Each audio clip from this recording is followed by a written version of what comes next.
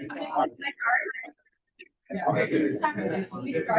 know some people, you can start, but you can't do any of the approval.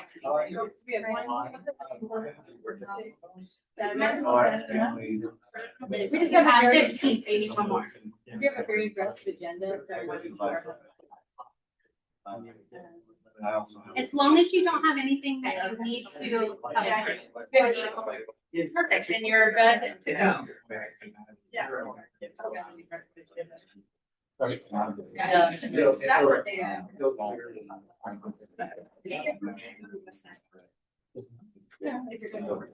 Little tip from the person who got their hands up. We're gonna. Hey, Tony. All right, so we're gonna get going. We're gonna call the order at 6:02. We have a very aggressive agenda. So I'm gonna put this on track here. Sorry about that. That's okay. So like I said, we have a very full agenda today, so I'm gonna just, let everybody know if we could keep our comments really focused. And if I do move you along, please take it with the love it's intended. I just am trying to keep it on track. If there is a topic that seems like we have more discussion, we can certainly bring it, forward at a future meeting. I'll make sure section 1. All right. We're going to start with public comment, but I just want to remind everybody for public comment, you're not required to state your name or anything like that unless you choose to.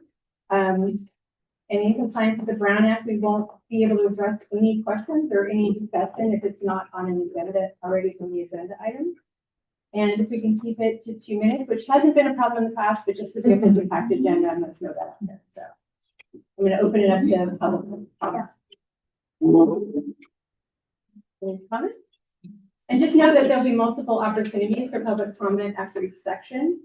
So if you want to keep your comment to a relevant section. All right. Great. So I'm going to move to the approval of the agenda. Do I have a motion? Is it possible? Yeah. We're gonna have a housing recommendation, is that related to the HSA plan? We're flipping them. Okay, that was gonna be my. Yeah, yes, we're suggestion. flipping them. Yeah. Thank you Okay. for touching that.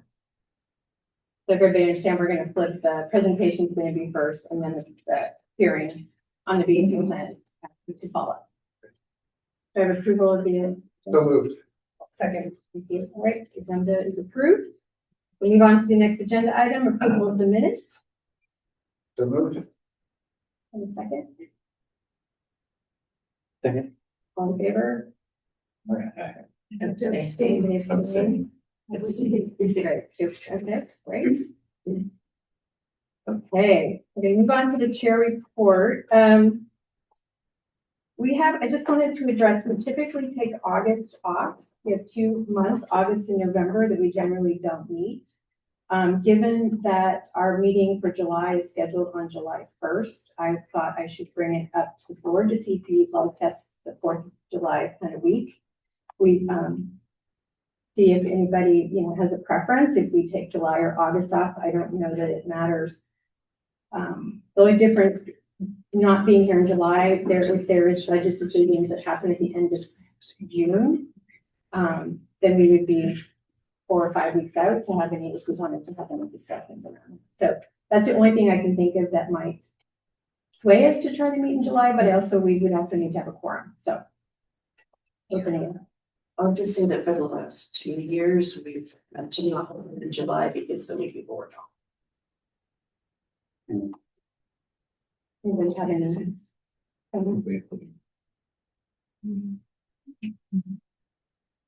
So do we have a motion to move from August to July, or do you want to leave it, or a motion to keep it in? A motion to keep it in August.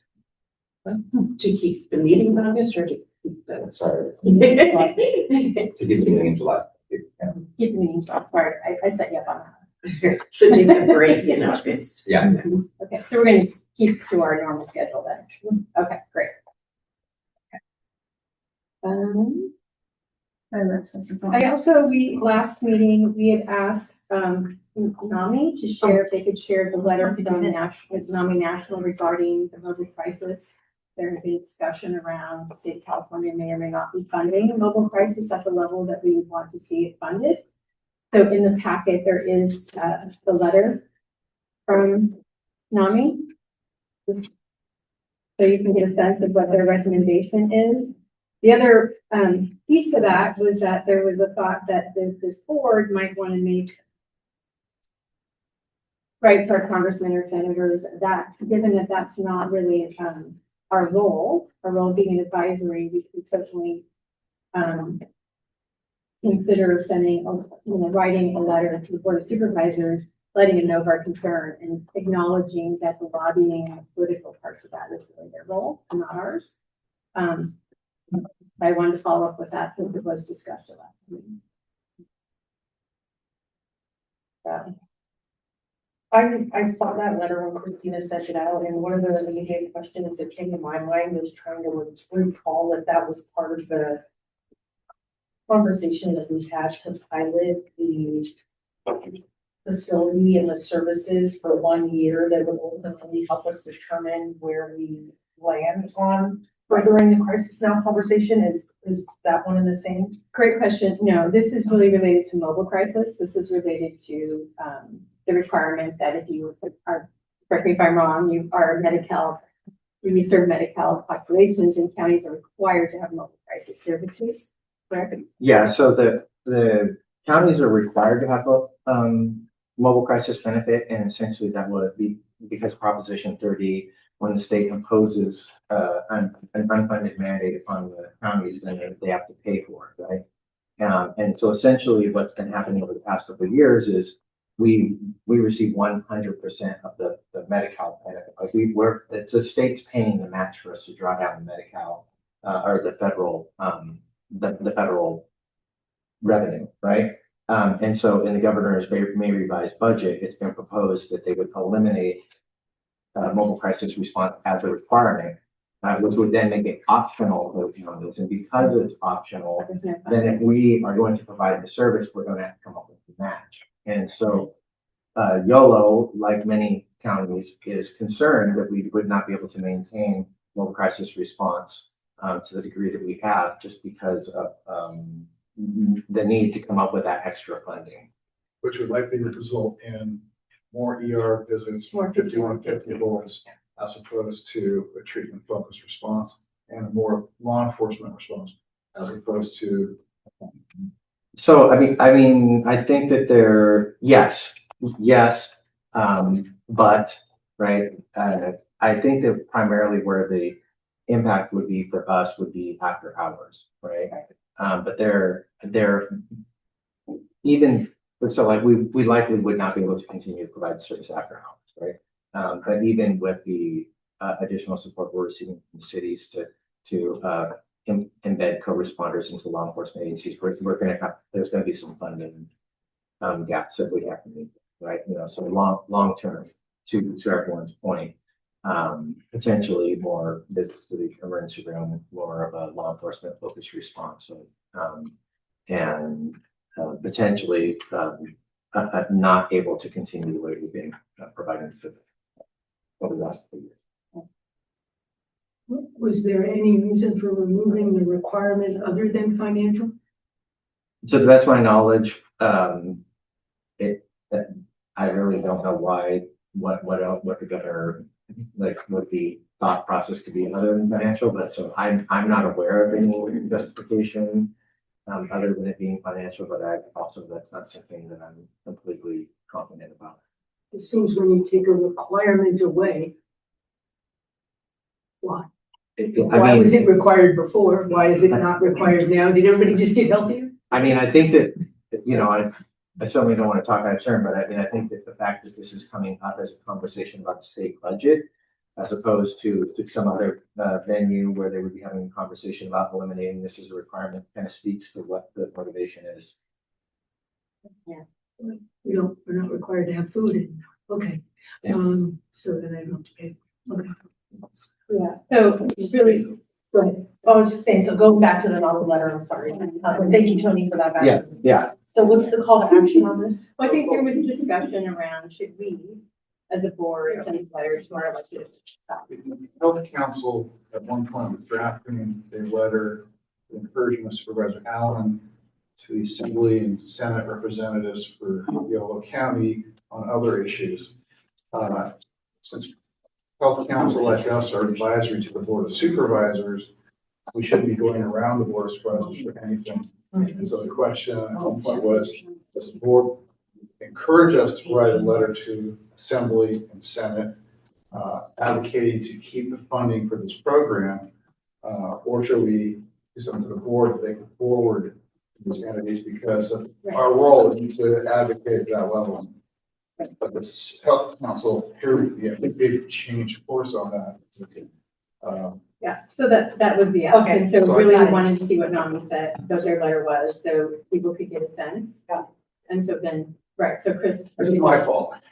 He articulated very well. We have two options, exactly what he said. And so, I'm just bringing it back. Would that be a question we should take to the supervisor on the council and ask? Lucas is here. Is he on? I'm getting a message from Christina. I'm getting a message from Supervisor Pickens. It sounds like they're in the waiting room and you're trying to get in. I can't see. I can't see where you are. Okay, sorry about Yeah, that. we're hoping to get direction last month. Take the question to Lucas's. Yeah. We were hoping to get last month. Okay. Yeah. Lucas, he must be in. No, it's Supervisor Villegas. Okay. I mean, that's what I would. Just as well as.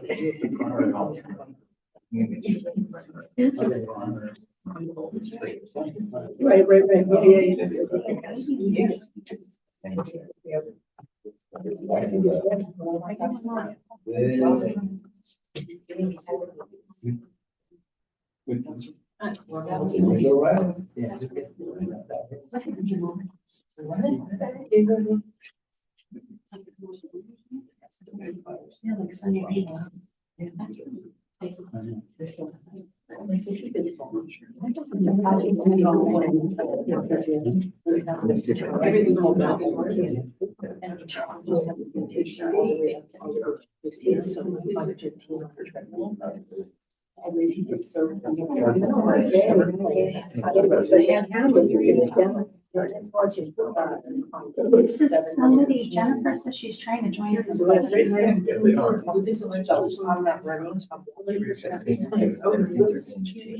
Hey, Lucas? I'm here. He's here. Can you He's here. hear Of course us? he is. Can you hear the question? I mean, no, because there's too many people talking in the room at the same time. Okay, all right. You wanna? The question is, It would pop up here somewhere. in the governor's proposed budget, they're taking away the requirement for mobile crisis response. Potentially. Potentially. Yeah. Which would then take away the funding that they pay for their part, which is basically the after-hours program. And the question was, should this board lobby directly to the Assembly and Senate representatives for Yolo County, or do that through the Board of Supervisors, since we advise the Board of Supervisors and we aren't technically designed to lobby? Yeah, so appreciate the question. I did hear that question earlier. There was a lot of chatter in between that, so I apologize. So I am in transit, almost home. I'm teaching a class this quarter at UC Davis, so I'm almost home and will be joining on the computer shortly. Apologies for that. But I do think that, so the board has a subcommittee, legislative subcommittee, that's myself and Supervisor Allen. We're totally happy to, I think what would be appropriate is just for the local behavioral health board to just, send us a quick note and just say, hey, this is an important issue. The board is, the local behavioral health board is interested in this. And then I think the county is likely to just, reach out directly on behalf, on this issue. And so happy to do that. I think it makes more sense to do that, but open for discussion or interpretation. Thank you. Hey Supervisor Ferricks, this is Dee. And just generally for the board is, the only caveat that I would have is some of us, as you know, work in a governmental capacity where there might be a conflict of interest to provide a recommendation or involve ourselves in lobbying activities. And so I would just say that if the letter is centered around supporting the activity of lobbying, it might be specific to those board members that wouldn't have a conflict of interest. Yeah, I appreciate that. I mean, I think, you know, the board of supervisors is able to do, you know, to lobby and to sort of make our, you know, the county's position known. So, you know, I think a couple of things for members of the local behavioral health board, if you have a conflict in your personal kind of or professional lives, like you probably just want to recuse yourself from voting on an issue. And then, but I mean, we would definitely just say that the letter would be coming from Yolo County as to our legislators as a concern that has been raised from our county. So, I mean, we might reference the board or the local behavioral health board, but the overall advocacy work would be coming from officially from the county of Yolo to our legislators about this issue. Perfect. Thank you for clarifying that. Did you have a motion? I'm just wondering if Supervisor Villegas can be let in. I think he's in the waiting room. We're working on that. I'm texting with him right now. It seems like we're having trouble getting him because he's not showing up in our waiting room.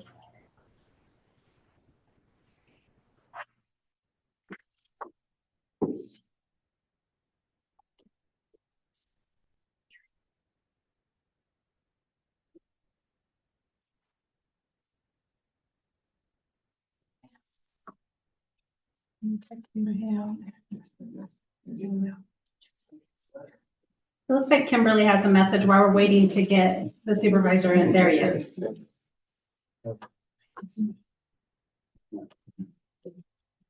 Welcome, Supervisor Villegas. Thank you. Did we have a motion? Did Kimberly have a hand up or? Yeah, I just wanted to reiterate the importance of, I think it's important as a board that we comment on this issue in whatever avenues is appropriate. Yeah, because definitely I think as others on the board know, I'm a big advocate of improving and maintaining mobile crisis services, and this development is extremely concerning. So I guess I would move that this board, through our chair, contact the legislative committee for the board of supervisors to advocate to keep the mobile crisis requirement in the state budget so that it comes with the funding that we otherwise wouldn't have. Is that concise enough? Okay. And for Jonathan to correct me. I just like the way you phrased it, and I know I'm kind of maybe splitting hairs, but it's just, I think we're giving them our recommendation that we think that possibility in the governor's budget is going to be bad for community members in YOLO and statewide, and that the board of supervisors review it and decide whether they want to advocate themselves, the position themselves, right? So I know it's not that different than what you said, but it is slightly different. Want to go with what he said? So I have to say it again. What are you saying differently? What are you motioning? Well, we don't advocate, and that's what we were discussing. So we are just simply sharing our concerns and requesting that maybe the legislative committee, decide whether they want to advocate themselves with the state. Or are we recommending that they advocate on this issue because we think it's important? Because that's kind of where I'm at, is that I don't know if everyone else here thinks that we ought to be advocating a recommendation to the board to advocate to keep that program in place as a requirement and the funding that we'll need to keep that program in place. That's fine. I'm sorry that I'm just confused. So we're completely moving away from the letter that was shared with the board because we know what's happening. Because it's a lobbying effort, it's to the spread on. No, the letter that you wrote. Oh, I don't know, I mean, that was in our packet too, right? Yeah, if it's, because I don't was recording. But I can certainly, in the interest of time, I can take that letter, take the feedback here, take the motion. You wrote this letter. The Yeah, one not the on top of naughty the letter, the one that was The from draft, the the board. draft. Yeah, I thought it was well written. I didn't realize that was. Yeah, but it's just a draft, it's, yeah. So if you guys approve that, that's great. If not, I can take the feedback and incorporate it and then send it off. I like the letter. Okay, so, but we've got a motion on the floor right now, right? So you're going to withdraw your motion? I'll withdraw my motion. Okay, can I move that we just send that letter to the board of supervisors? Yeah, second. Second, okay, all in favor? Okay, I'll repeat myself. I think those, Yeah, those two. yeah. Just for professional purposes. We work with these people in our day. I got it, no worries. Okay. All right. I'm sorry, I didn't capture the second. Who was the second? Thank you, Jonathan. So we had 2 abstain. Okay, great, thank you. Good work, right? All right, the last thing I have is that I'd like to, it's getting hard to believe, but we're at that time again where we're looking for officers because we changed in July, right, and of this year, and it goes from, that's our annual term, doesn't follow the calendar year. So I'd like to convene the ad hoc committee like we've done in the past, really to be tasked with to determine who might be interested in holding a leadership role for this coming term, and then coming back with the recommendation for the board can vote. So should we run through kind of the press schedule? Yeah. Okay, so there's going to be an email that goes out to everybody in case people didn't come tonight because it's not on the agenda, inviting everybody to be on the ad hoc committee if they want to select the slate of officers. And we're going to have to compress all of this into the next month so that we can vote on it at the June meeting so that the new officers can start on July 1st. So you'll get the email asking if you want to be on the ad hoc committee. We'll need to pull that together, that committee quickly. Then they're going to have to reach out to everybody and find out who wants to be an officer. And then they'll put together that slate so we can vote at the next meeting. That means that everybody's going to have to respond really quickly. So it's a good idea to start thinking today about 1, do you want to be on the ad hoc committee? And 2, do you want to be an officer? Do you want to be on this slate? Okay, any questions? So if anybody here would like to share that ad hoc committee, that would be great, just to let Christina know. You want to do it? Okay. It's great for, I was hoping you would, because it's always nice for someone who's served in leadership role, so when they're talking with, speaking with prospective folks, like, Donovan gives them a good idea of what they're signing up for. So I think that's a great thing. Okay. Can I just make a request that if hopefully a lot of you are interested in this, few board members missing, but maybe reach out to me if you want to talk about it and if you have some interest.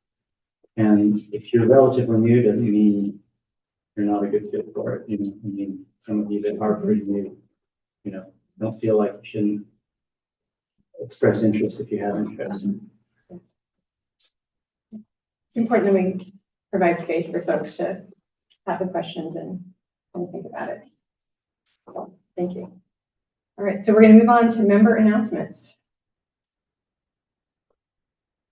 It's a quick one. The Fighting Fentanyl event in West Sacramento is on June 6th from 10 a.m. to 1 p.m. at 1322 Anna Street in West Sacramento. It's been an annual event. The Opioid Coalition, in conjunction with the county, will be having a table there also. There's good food, there's music. If you're a car enthusiast, there's old cars that are there. I ate something wasn't a cardiologist wouldn't approve, but it was delicious. So I encourage you all to come and check that event. Anybody else? Okay. Yeah, all right. Okay, so we're up to the supervisor report. I'm not sure, was Supervisor Villegas able to get in? Yeah, he's, both supervisors are here. Okay, great. Right. I'm not sure which one, if it's Supervisor Frerichs or Supervisor Villegas, I'll let you guys. Lucas, Lucas, I'll do the good news. You can do the bad news. How's that? No. So first of all, good evening. Thank you all for committing your time away from your other responsibilities and your families, and thank you for serving in our communities. I don't know what you normally would expect on an update. We kind of run the gamut on board updates depending upon what you're interested in doing or hearing about. I think if you're watching any bit of news, you continue to hear the challenges that we face relative to the horrific incident that occurred in Esparto, and that continues to absorb a lot of time and energy to try to manage through that. The board continues to work on that. The budget challenges continue to be difficult for the counties and cities and municipalities all over the state, and we had to dive into that deep again last night, yesterday, and so that continues to be kind of front and center for us. On a lighter note, I threw out the first pitch at the A's game on behalf of counties statewide, and I did not throw it into the ground. I made it from the mound to the home plate. Thank God. That was a stressful part of the day. He did throw it underhand though. I did.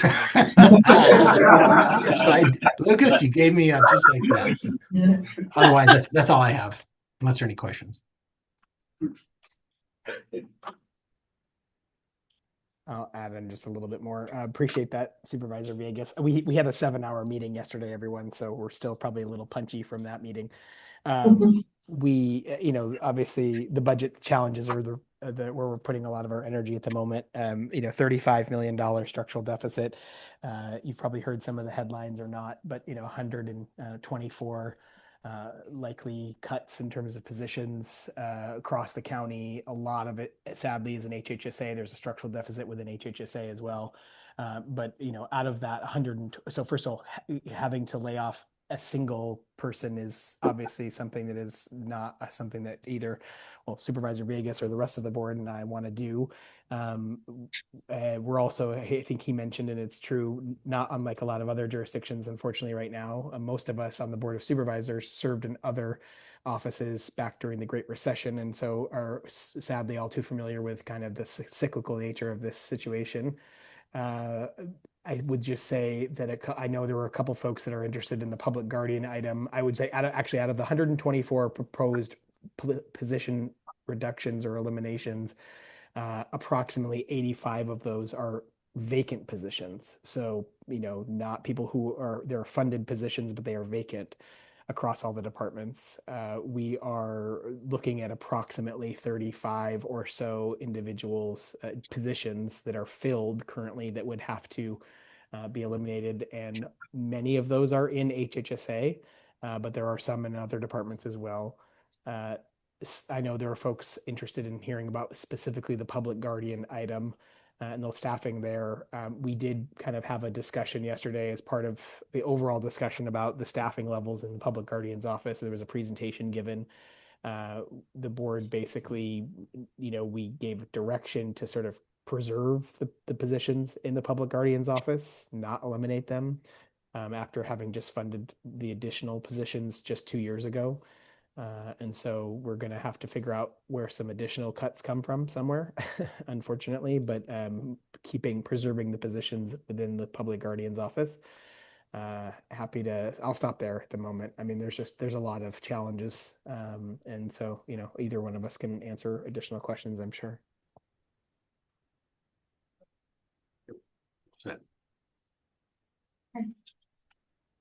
Instructions for the supervisor. Thank you both for the update. Appreciate it. Right. I apologize. I flew past correspondence. We didn't have any, so. All right. So that closes that section. The next section, like I said, we're flipping 8 and 9, so we're going to move to housing presentation or recommendation.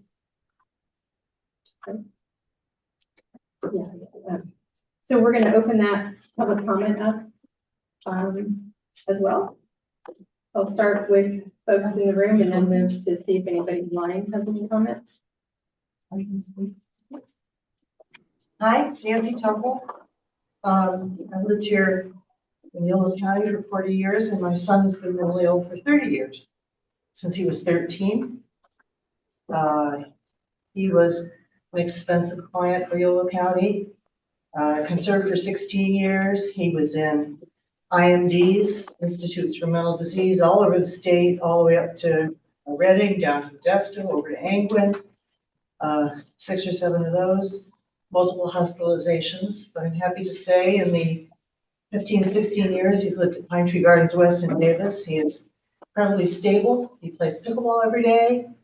He is a Oddfellow, member of the Oddfellows, and an upstanding member of the community who's hopefully will stay that way. So thank you so much for all you do in Yolo County. Family is so appreciative. Thank you. Thank you.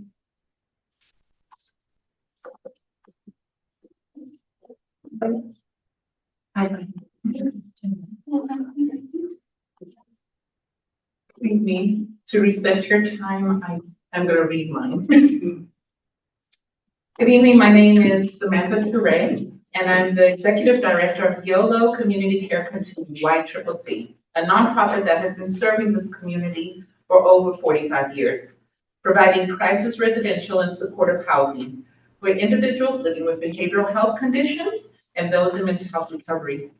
The county is mandated to serve these individuals, and YCCC provides these services under contract. Tonight, I'm asking the board to recommend funding to the county for the repair and preservation of facilities currently housing adults with behavioral health issues. Here, I will focus on 3 of our with the most need. Safe Harbor, a 14-bed crisis residential program located in Woodland. Farmhouse, a 10-bed augmented boarding care program set on 10 acres in West Davis. And Bee House, a 5-bed supportive housing program also located in Woodland. These are not just buildings. They are homes and places of healing for some of our community's most vulnerable residents. Allow me to briefly describe some of these properties' needs. At Safe Harbor, deteriorating eaves and inadequate lighting create real safety risks for residents who are already navigating crisis. Proper lighting and sound structure are foundational to any sense of security and thus recovery. At Bee House, we have damaged flooring, dry rot, and a back patio whose structural stability is a growing concern. We also lack a functioning lift for residents who cannot use stairs. This is both a safety issue and an accessibility issue. At Farmhouse, a roof leak is causing structural damage that will only worsen and become more costly over time, as well as flooring issues and dry rot.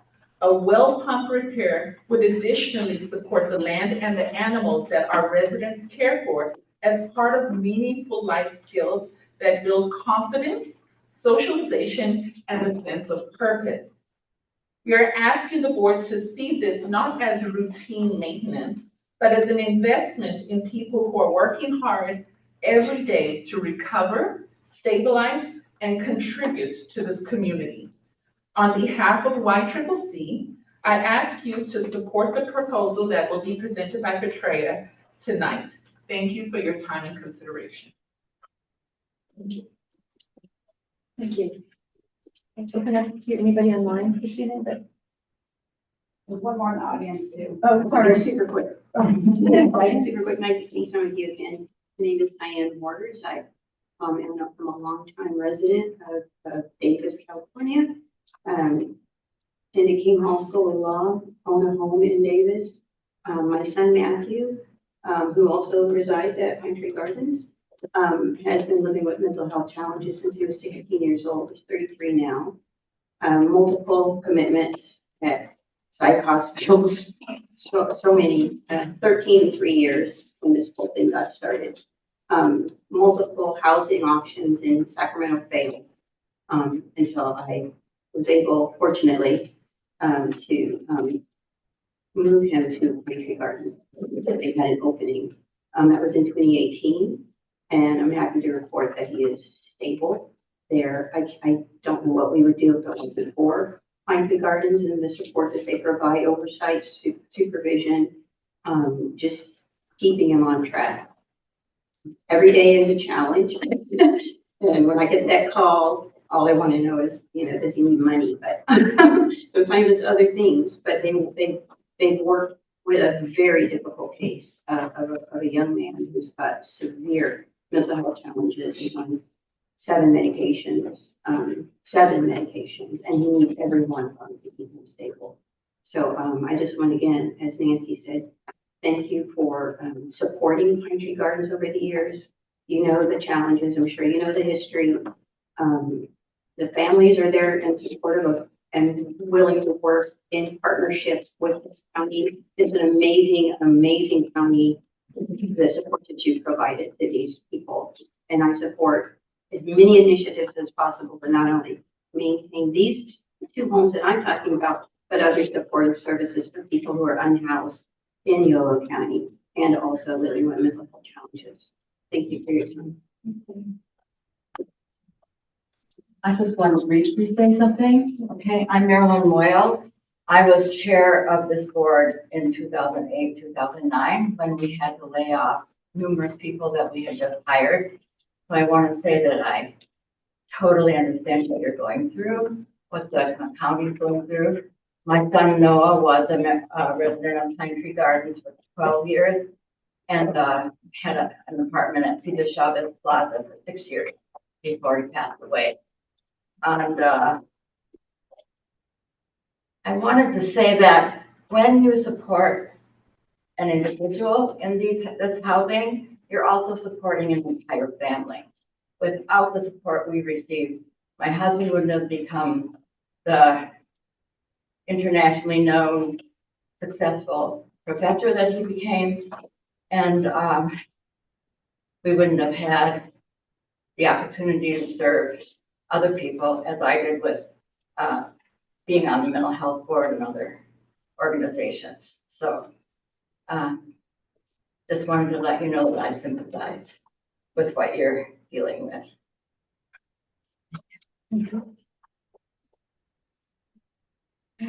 Looks like we have some hands raised online.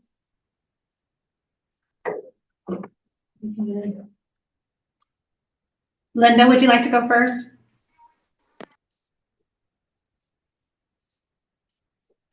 I think maybe she might be frozen. Oh, there we go. She's on mute.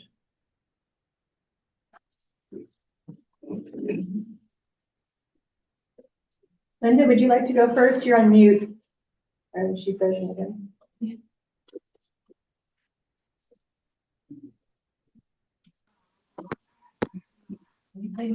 Okay, is it unmuted now? Yes. Can you hear me? Yes.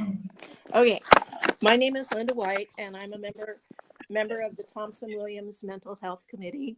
And I would like to thank those in the county who know firsthand the importance of safe and supportive housing at the appropriate level of care for individuals living with mental health challenge or substance use disorder. Advocates such as Teresa Paschini and Lauren Retagliata have presented to this board in the past. They have made it very clear that we need to go beyond 4 walls and a roof. I'm pleased that one of our supporting housing options in Yolo County is featured in their powerful article, Housing That Heals, and that is the farmhouse. You just heard a little bit about the farmhouse, and it is featured in their article because it provides a home-like environment, and residents can receive professional and compassionate treatment in the county in which they grew up. My son is a graduate of the farmhouse program and has benefited from other YCCC residences such as Safe Harbor, Bee House, and Homestead. Why are their programs successful in my opinion? Well, number one, residents stay connected to the community through engagement activities. Residents attend house meetings to give input about their needs and receive feedback. Residents have responsibilities and purpose, and residents are encouraged to continue their wellness journey. Through my work with the former Pine Tree Gardens Committee, I have learned the importance of partnerships between the county and concerned citizens to meet housing needs. The public comment process of the Behavioral Health Services Act is key to providing important validation for what is needed most. It can highlight pivotal success stories and illuminate the gaps that still need action. In a previous board and care study, we discovered that there are reasons that we have a shortage in housing, and it has to do with property value and upkeep. And I think you just heard something about that from the YCCC speaker. Aging properties are too expensive to maintain and repair, and real estate values have enticed owners to sell their property and close their business. When a study is conducted, it's so important to demonstrate that we learn from the outcomes and take action. I urge you to support the request for Behavioral Health Services Act funding to be used for rehabilitation and improvements to existing homes. Thank you very much. Thank you, Linda. Antonia? Hi, is it all right? I have a friend on the line on FaceTime. Is it all right if she speaks first? Sure. Okay, let me show you her face. Go ahead. My name is Thomas, and I'm and YCCC has been a godsend. The last time I was there was 3 years ago, and they really helped me out. And I too am a graduate of the farmhouse, and it was wonderful. I learned a lot, and just was very happy there. It was a long time ago, but I am a graduate of the farmhouse, and we need to help YCCC any way we can. They're just a wonderful organization, and I don't know what I'd do without them. My whole family lives in Spain, and the reason I stay here in the United States, I grew up in Davis, is because YCCC is in Woodland. And whenever I lose it, I go there. And they're so helpful. They're wonderful people. And we need to keep them open. And that's about all I have to say. Thank you.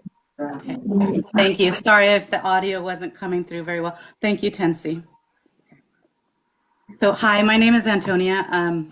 I moved away from Davis, from Yolo County, about 4 years ago. And before then, I was sitting on the board from about 2018, and a few other boards. Aside from the current time, treasure, and talents that a lot of these people are sharing with you today, there is a long history in Yolo County of people donating real property and homes, and they are in desperate need of repair now. These investments that have happened over decades, bordering on a century, the 60s, 70s, I guess, maybe 80s, they are in need of repair now. It's so important that we earmark this money for them using the BHSA funds. And I wish we could set it aside permanently in case next year or the next cycle we don't have enough, but I know we can't. So please take into consideration our requests. So many of my own family, friends, I have current friends now that I consider family, that are in Haven House. You heard from my friend Tensi, who benefits from Safe Harbor. Myself, I have worked at Farmhouse. I have lived, I've had family and friends receive the joys of living in Pine Tree Gardens. And not only does it support the families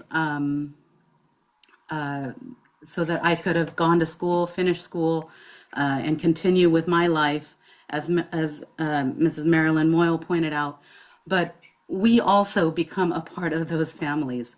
I've know so many people from Pine Tree Gardens from when my loved one was living there. So it's so important that these homes continue with as much funding as possible. Thank you. Thank you. Looks like Supervisor Viega has his hand up. Oh, thank you. Thank you, Madam Chair. So did I miss the presentation on the item, or we're just taking comments? No, we open up public comment before every section. So, you didn't miss anything, unless you're just being funny, but yeah. Thank God. I know we've been working hard, but I thought, man, I've been working way too hard. I completely missed the entire presentation. Betrayal. Okay. All right. Very good. Well, thank you so much for allowing me to comment on this item. Well, I have to preface my comments by saying I apologize for stepping into your business. We try to be very mindful as the co-liaisons on behalf of the County Board of Supervisors to this body.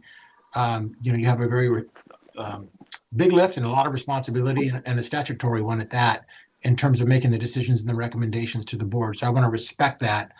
That being said, I wanted to just step in here for the moment and share with you my observations.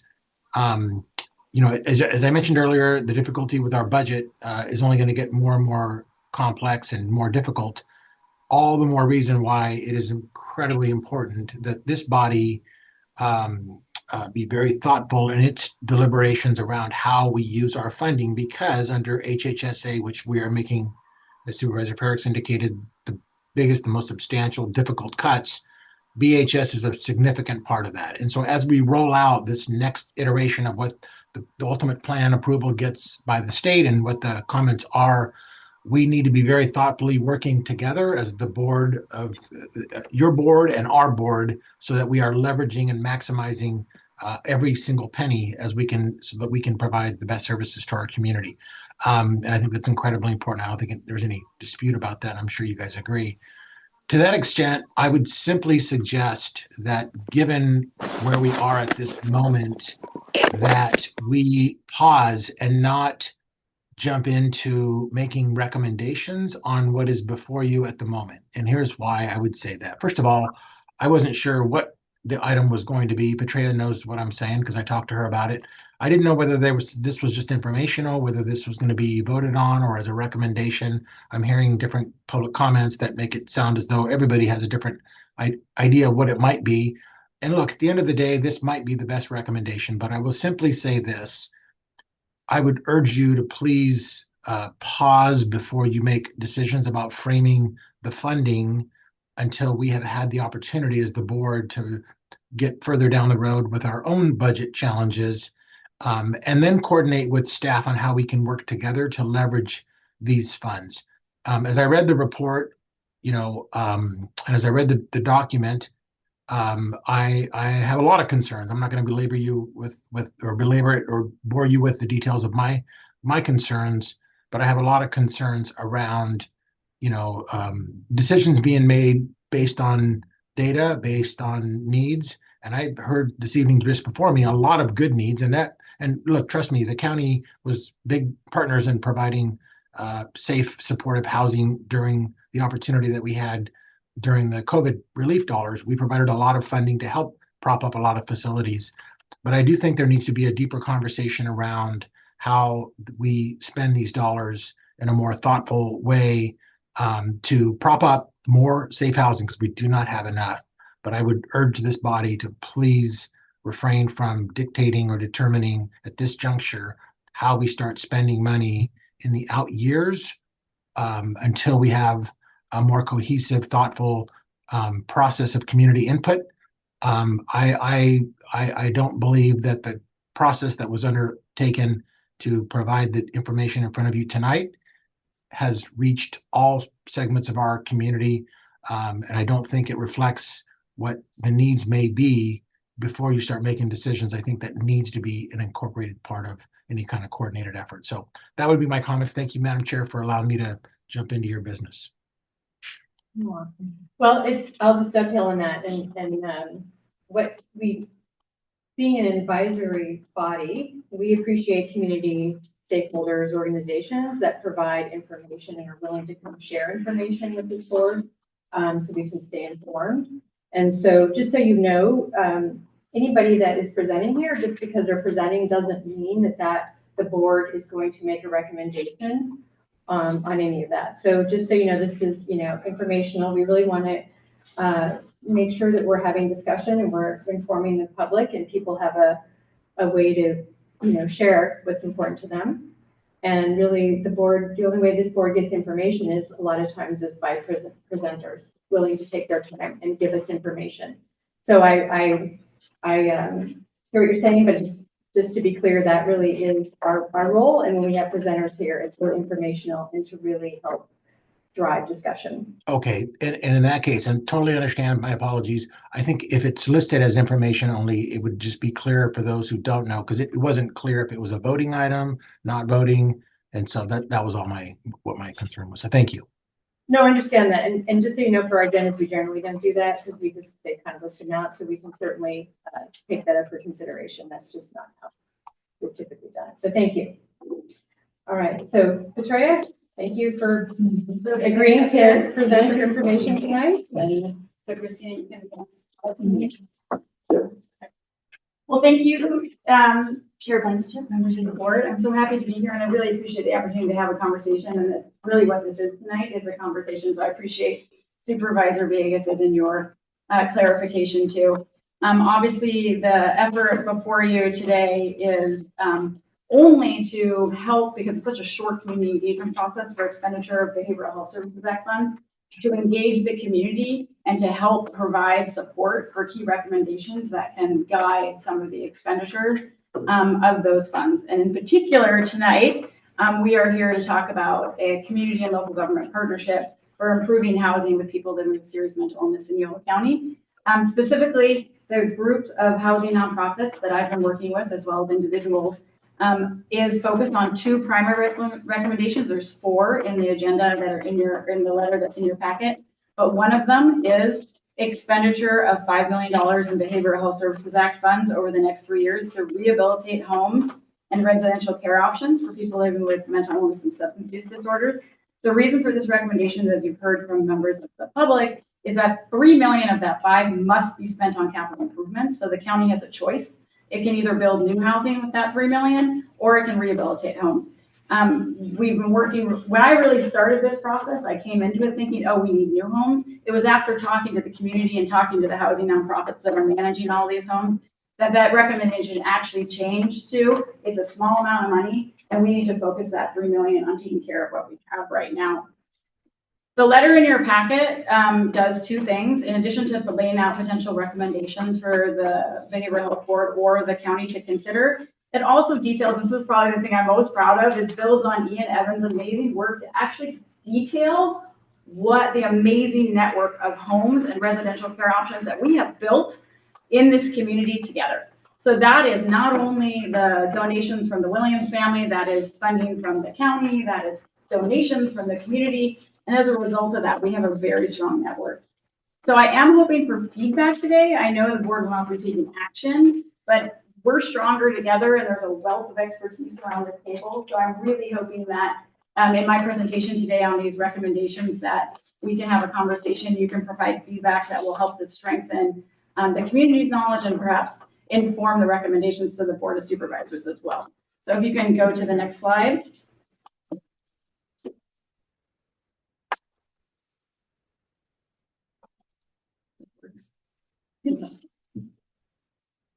Okay, so I wanted to start off just very briefly with my why. Why am I here tonight with you and not with other, with my family? But what motivates for me for this work is really the people in this room who have worked in the past to preserve some of the homes in Yolo County, including Pine Tree Gardens East and West, the homes for 28 adults with mental illness. I asked myself after we successfully saved those 2 homes, they were going to be sold on the open market.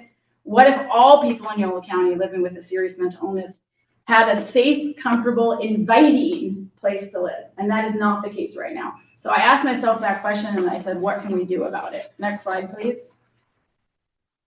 So I know that this group is familiar with the definition of serious mental illness, but I just wanted to emphasize that a component of the APA's definition is that it limits one or more major life activities. And that's why housing is so important, because not only do we need housing for people living with serious mental illness, but you also need the supportive services that go with that housing. Next slide. I know you're also familiar with NAMI's definition of, or NAMI's statistics related to serious mental illness, 14.6 million nationwide, major depression, bipolar disorder, schizophrenia, severe post-traumatic stress syndrome. If you took those numbers and you applied it to Yolo County, that means thousands of adults living with a serious mental illness. Some of those are cared for by family members. Some of them are in the homes that we talked about. Some of them are homeless. But we're talking about a large number of people in our community who need our assistance and who need housing. Next slide, please.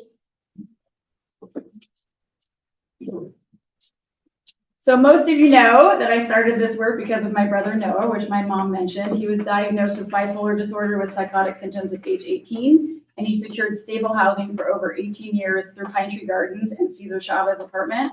I know firsthand how such housing can benefit both an individual and their loved ones. I do this work now for the others who are like my brother, Nathan, Matthew, Brian, Teresa, Phyllis, Will, Christina, and so many others. And I will play a brief video so you can hear from them directly. Pine Tree helped me a lot. Pine Tree Gardens really helped me. Before 23 years, I was in and out of hospital, and I was drinking and smoking and not eating right. I eat breakfast, lunch, and dinner, and I eat a lot of fruit and vegetables. So it's a miracle how I changed. I like to be around others and like talk with them sometimes. Sometimes we sit around and laugh and stuff and just talk about just anything. I had no idea how wonderful this experience was. My coping skills are getting better. I didn't know, but there are other people dealing with this, and we can work together and do it here. I really like this house. I like the family environment that Deidre and Carlos create. I like the people I live with, which has made it possible for me to be in this house. They basically make it feel like a family environment. My life without this place, I would probably be homeless, because that's where I was headed before I came here. I'm glad that this place exists for me.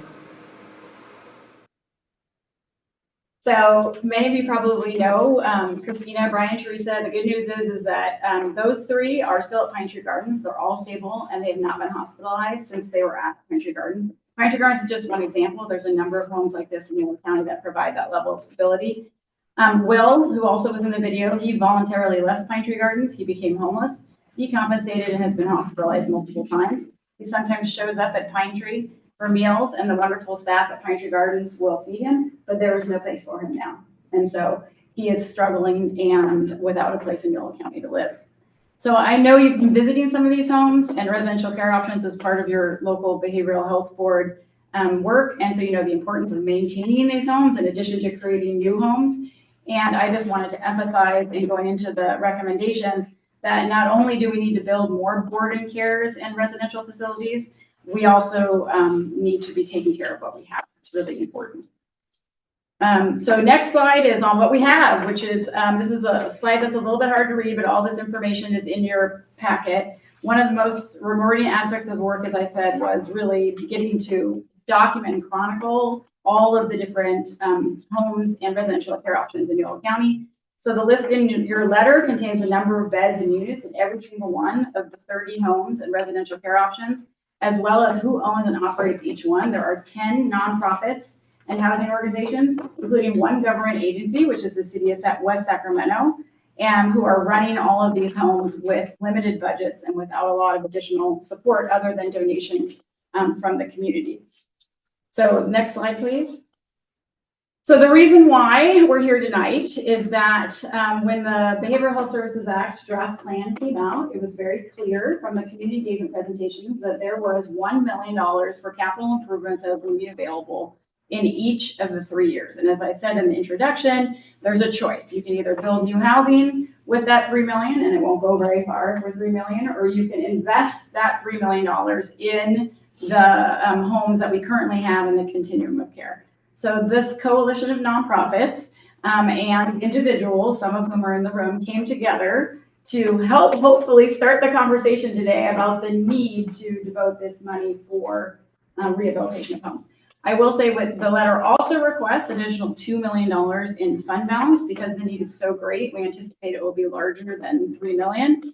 If fund balance is used, I wanted to clarify this because I learned it since the letter was drafted, only 25% can be used for capital improvements. So that would be 500,000, but 1.5 million could be used for operation of the homes that are existing. So that's just a detail that I want to make sure you're aware of because it was new information for me.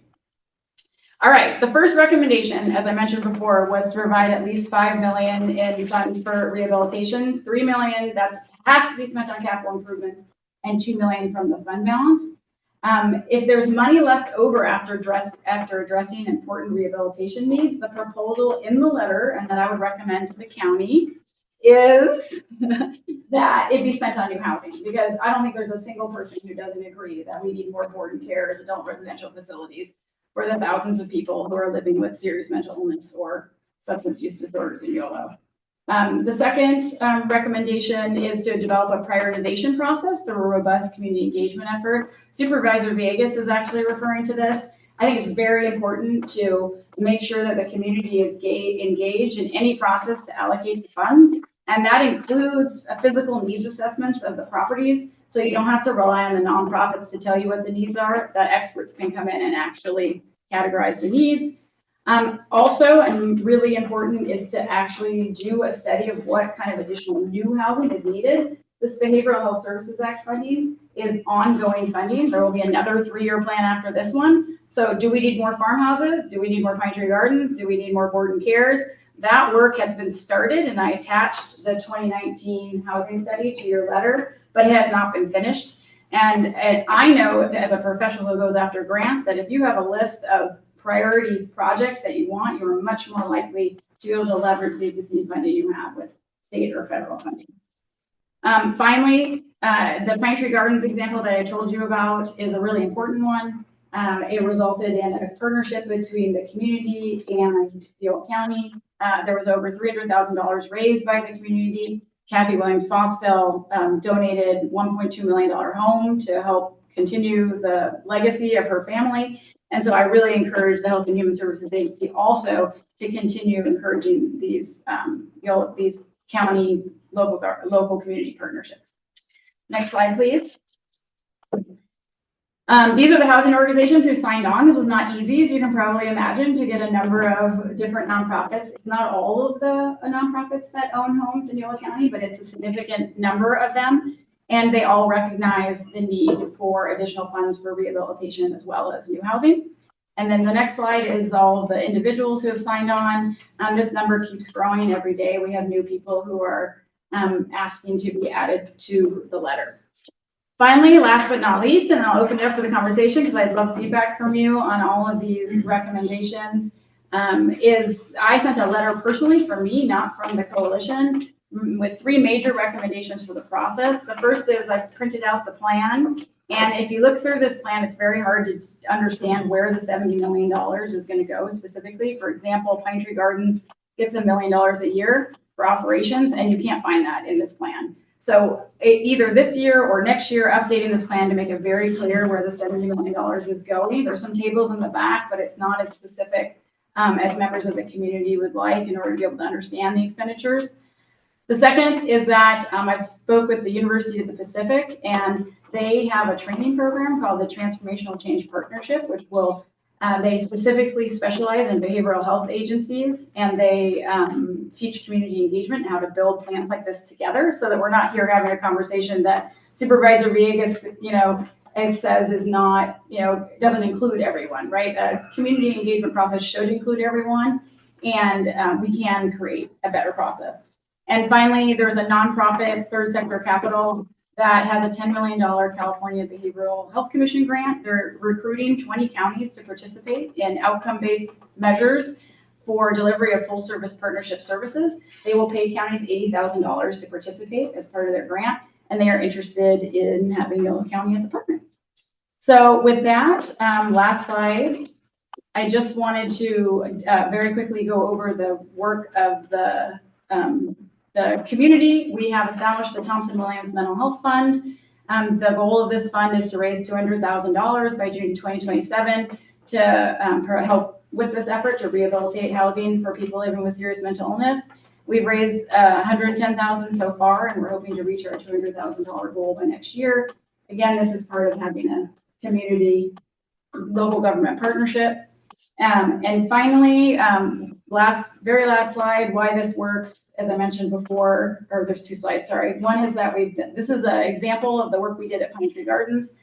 We spent $130,000 landscaping the front and backyards to give nice places for the residents to live and spend time. Pine Tree Gardens East before, Pine Tree Gardens West before, and then Pine Tree Gardens West after. Added benefit of this, in addition to maintaining property values of these homes, is that the neighbors, who are not always the kindest, most often they are now for these 2 homes, but if you've heard, there's been NIMBYs and other situations. These are some of the best looking houses on the block. So the neighbors are happy to have these types of homes in their neighborhood as a result of the care that's being taken for the homes. Forward action, last slide, I promise. I am still seeking additional support for these recommendations, including local behavioral health board support. It doesn't have to be in this plan. I mean, Supervisor Villegas has expressed concerns about making recommendations now, but the Behavioral Health Services Act can be amended in any year, any of the 3 years. And so I think it's important to continue having this discussion. If the recommendations change based on all the expertise in the room, great, let's do it. But let's keep the focus on maintaining what we have and helping to make sure that every single person in Yolo County who lives with a serious mental illness has a safe and comfortable and inviting place to live. We're going to continue to raise funds. We're going to continue to support HHSA. You are a partner to allocate funds to projects, and we will match funds as needed to improve housing. And last but not least, I hope that there will be a day not too long in the future when we are all celebrating big projects to help improve what we already have and also new housing. So thank you for having me here today. I appreciate it. Thank you. I just want to say thank you for your passion and your information. The information you sent out is probably one of the most comprehensive information. It really helped me start to understand at least where we are with respect to, I know that it's not everything, but it was really a good sense of where we are. So I appreciate you sharing this and helping us understand. And I do recognize that, we are going to be hearing about the BHSA and the feedback. And so I'll leave it at that. And board members have any questions or comments?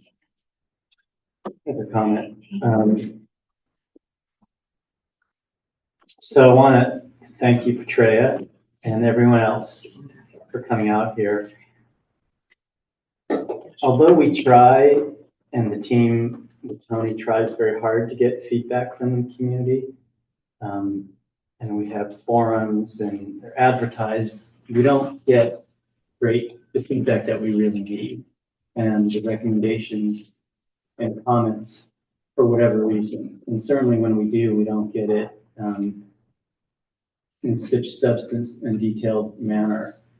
And I know that, I want to thank you all, and I know you're not doing this just for your loved ones, you're doing it for our whole community and all the people out there that need help. I've had family members at Safe Harbor. It's a lifesaver. We visited Farmhouse last week, and I was shocked that I had never been there, because in the criminal justice system, we send a lot of our participants in mental health court to the Farmhouse, and it's amazing. And we have so much success, and it's partly because of housing and the people that live there and the people that run the housing. And same with Pine Tree Gardens, not as much because it's more permanent, but certainly Farmhouse. And I think these are really, really great recommendations. And I also am very cognizant and aware of the situation that our county is in and what our board members, the board of supervisors, are having to address, and Tony and the leadership at HHSA. I don't envy them. It's really tough laying off people. It's like, in some ways, picking between your children in terms of what you should do and what you shouldn't do.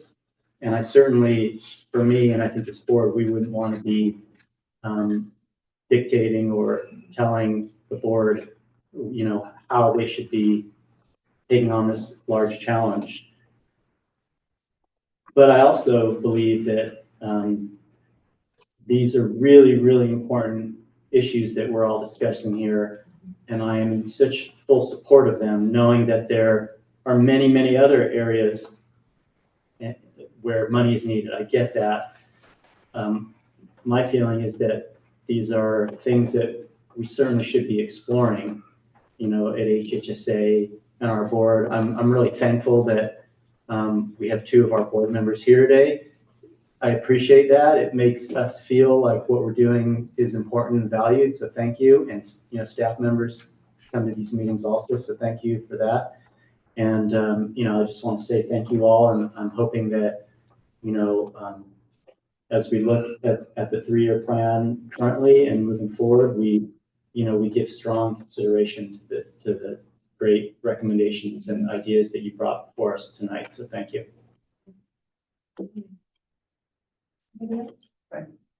This is the link to the DHSA Yeah. part. I mean, I don't know if we should talk about that part now or wait or just go for it. And we can wait. So I think that have a fund balance, the community engagement, I can do it now or I can wait. It's your preference. Why don't we just, because there might be a recommendation. So Okay. I think one clarification, I think I have is, and maybe Tony, you can clarify, when we talk about the $3 million, is that money that cannot be earmarked for anything else, correct? So I was. And we can talk about that. 'Cause I did make a note when, I do want to clarify. So when the county receives the allocation, we received $19.4 million this year. 30% of it needs to be set aside for housing interventions, of which we can choose to use 25% for capital development projects. So we don't have to use that money for capital development projects. We can also transfer a limited amount of funding from one component to the other. And so we had made a recommendation to transfer some $1.8 million of the funding from housing interventions into behavioral health services and supports, which reduced the overall allocation for housing interventions to $4.4 million. And so of that, 25% is $1.1 million a year that we're projecting out over 3 years, right? So I do want to clarify that that's our recommendation, is to set aside that money for capital development projects, but we don't have to do that. We're not required to do that. Yeah, That's helpful, Tony. Just really quickly on that point, so that was not included in any of the materials we received specific to your letter, right? And that's also not in the DHSA report. I just want to make sure I didn't overlook that breakdown that you provided. I'd have to phone a friend here. We have a couple of our staff who are more subject matter experts about that. I believe that should be contained in the plan, but and I believe that we've discussed that in multiple venues previously, but I apologize if it wasn't clear. Okay, I wasn't sure. And the way that you broke that down better explains to me in my brain why Petrea is solely focused on the 1.1 million that she bubbles up in her high-level executive summary of her letter. So now what I'm hearing is that this recommendation is really centered around this coalition's belief based on all the work that they've done. And I'm going to get to my other comments later. So thank you. Yeah. Sorry. Of the 1.1 million, 50% of that needs to go to funding towards the chronically homeless under a new definition. Is that correct? So that part is a little fuzzy to me, right? But in general, that housing interventions funding, 50% must be spent on individuals who are chronically homeless, right? And so part of how do you map that out in a capital development project isn't completely clear, right? But essentially, the housing intervention dollars, we're supposed to be spending 50% on individuals who are chronically homeless. There's a definition in the Behavioral Health Services Act Implementation Guide, our policy manual, sorry. And essentially, if an individual meets the definition and they start receiving services, that it kind of stays with them, right? So if we start serving someone in year 1 who meets the definition of being chronically homeless, in year 2, that dollar will still count as meeting a requirement for the chronically homeless part. There was something I was wondering about too. When we're talking about putting money into repairs, is there any kind of distinction between a repair that makes it easier to do programming versus a repair that is like the roof? I think of like the pump at the farmhouse versus the roof at the farmhouse. Are those considered the same, or is one for programming and one is to actually shelter people? I'm going to be transparent that I'm not sure how to answer that question, right? There are some specific restrictions on capital development projects, but I don't know if it gets to that granular in detail. So I'm not sure how to answer that. That's a really good question and kind of dovetails into the follow-up. And I think maybe a separate conversation you had with Supervisor Villegas may have led to this as a follow-up to your letter is what was missing for me, which by the way, it was a well-drafted letter. It made sense to me. What I was missing was the assessment of all the work that you and or these nonprofits contributed to that could help me see on a global scale why your recommendations were noted as they were. And so I was curious, is that going to be an addendum at the request of the board to further provide? That's such a great question. And actually that's why one of the recommendations is to conduct physical needs assessments. And I'm like, I mean, this coalition is really just happy that this conversation is happening. I'll say that first of all, right? It's just really good to be talking about what the needs are and what are the options right, to do about it. So one option is, for example, is to do, most of these nonprofits don't have the money to do physical needs assessments, which are between $3,000 and $10,000, which would then demonstrate this long list that like Samantha was talking about for every single one of these facilities that's aging. To my knowledge, the nonprofits have not done that work, partially because you only usually do it when there's money available to actually do the repairs, and there isn't money available to do the repairs right now. So one thing that I would use a really small amount of money, but it would be great to actually, you know, authorize and have HHSA spend the money to do the physical needs assessments that are independently done to know what the needs are, you know? And in some cases, you might even find that a housing structure is unstable and you might not even want to repair it, right? So that work has not been done to my knowledge because these nonprofits, the ones that I'm familiar with, are really struggling just with their regular operating expenses, much less trying to figure out how they're going to plan for these improvements. So that's, I think, the answer to your question. I would love to tell you that I have a cache of photos and an analysis from professionals of all the needs. But what I've got is people like Samantha telling me they have not been able to improve their properties in 20 years and 30 years. And people like Ian Evans, who knows the properties better than anyone, saying, I think this is going to exceed $3 million. It's going to exceed $5 million what's needed. But I don't have. Okay. I would love to have what you're asking for, but I don't have it. So, yeah. And then to further underscore the point Jonathan made, yes, oftentimes trying to solicit community engagement is like performing a root canal. I live in that world too. But I think it's also okay and incumbent on us who are trying to steward a recommendation and a decision on how we're going to spend county dollars that are rooted in evidence-based information, even if it's typing up. We surveyed the city of West Sacramento that comprises of approximately 65,000 constituents. Of those, only 5 elected to respond. At least we would then have a perspective.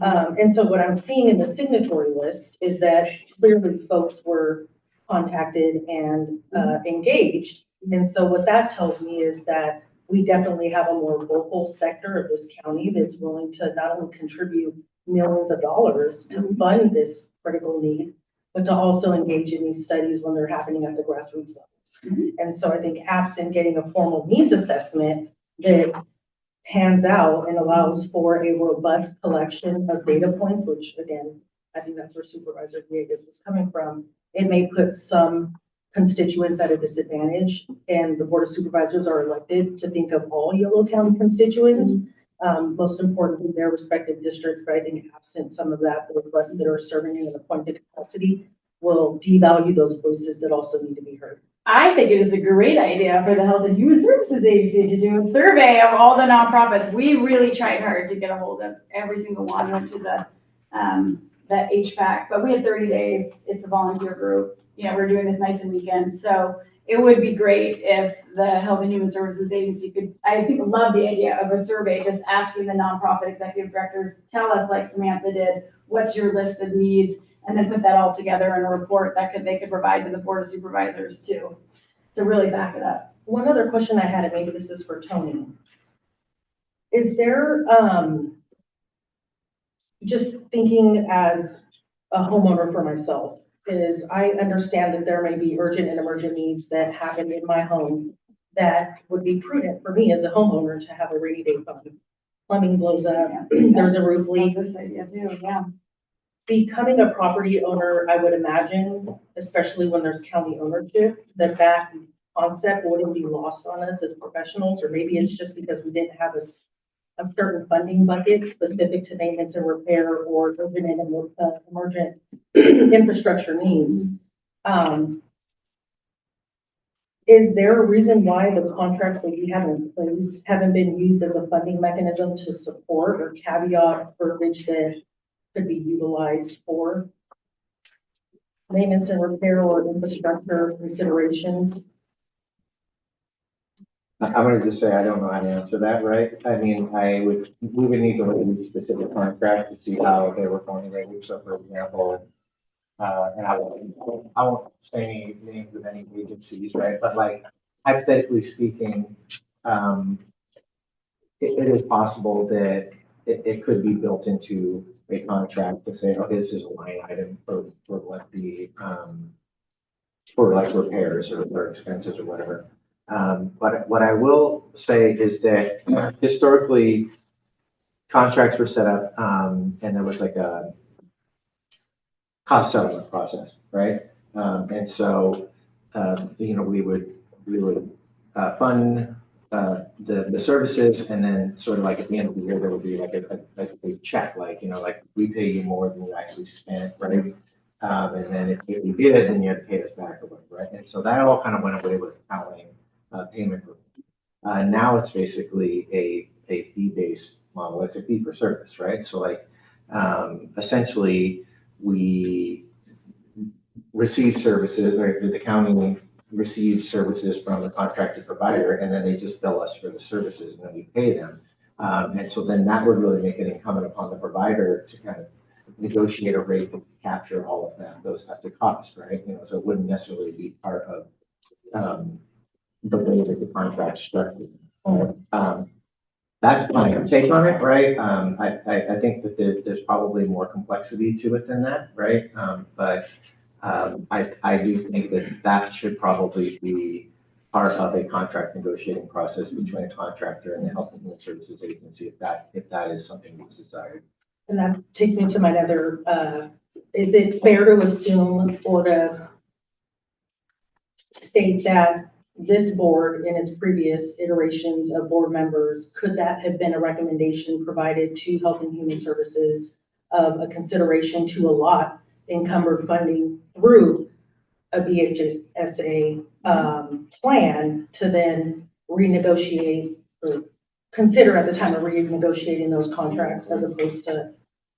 So I've only been participating in these board meetings for a couple of years, right? So I came trial by fire last year as the interim behavioral health director, and then prior to that, as the kind of overseeing the children's system of care and providing support to the previous behavioral health director. So I don't recall that ever being a conversation in my time, and so I would defer to the board member with longevity about whether or not that's been something that's previously been considered. Yeah, I'm curious. It's a great idea. I'll say that. It's been discussed in the community as like, it's, if you're required by law to serve these people and they're going to these nonprofits and the nonprofits can't afford to maintain the home, can you do something through the contracting process to help them?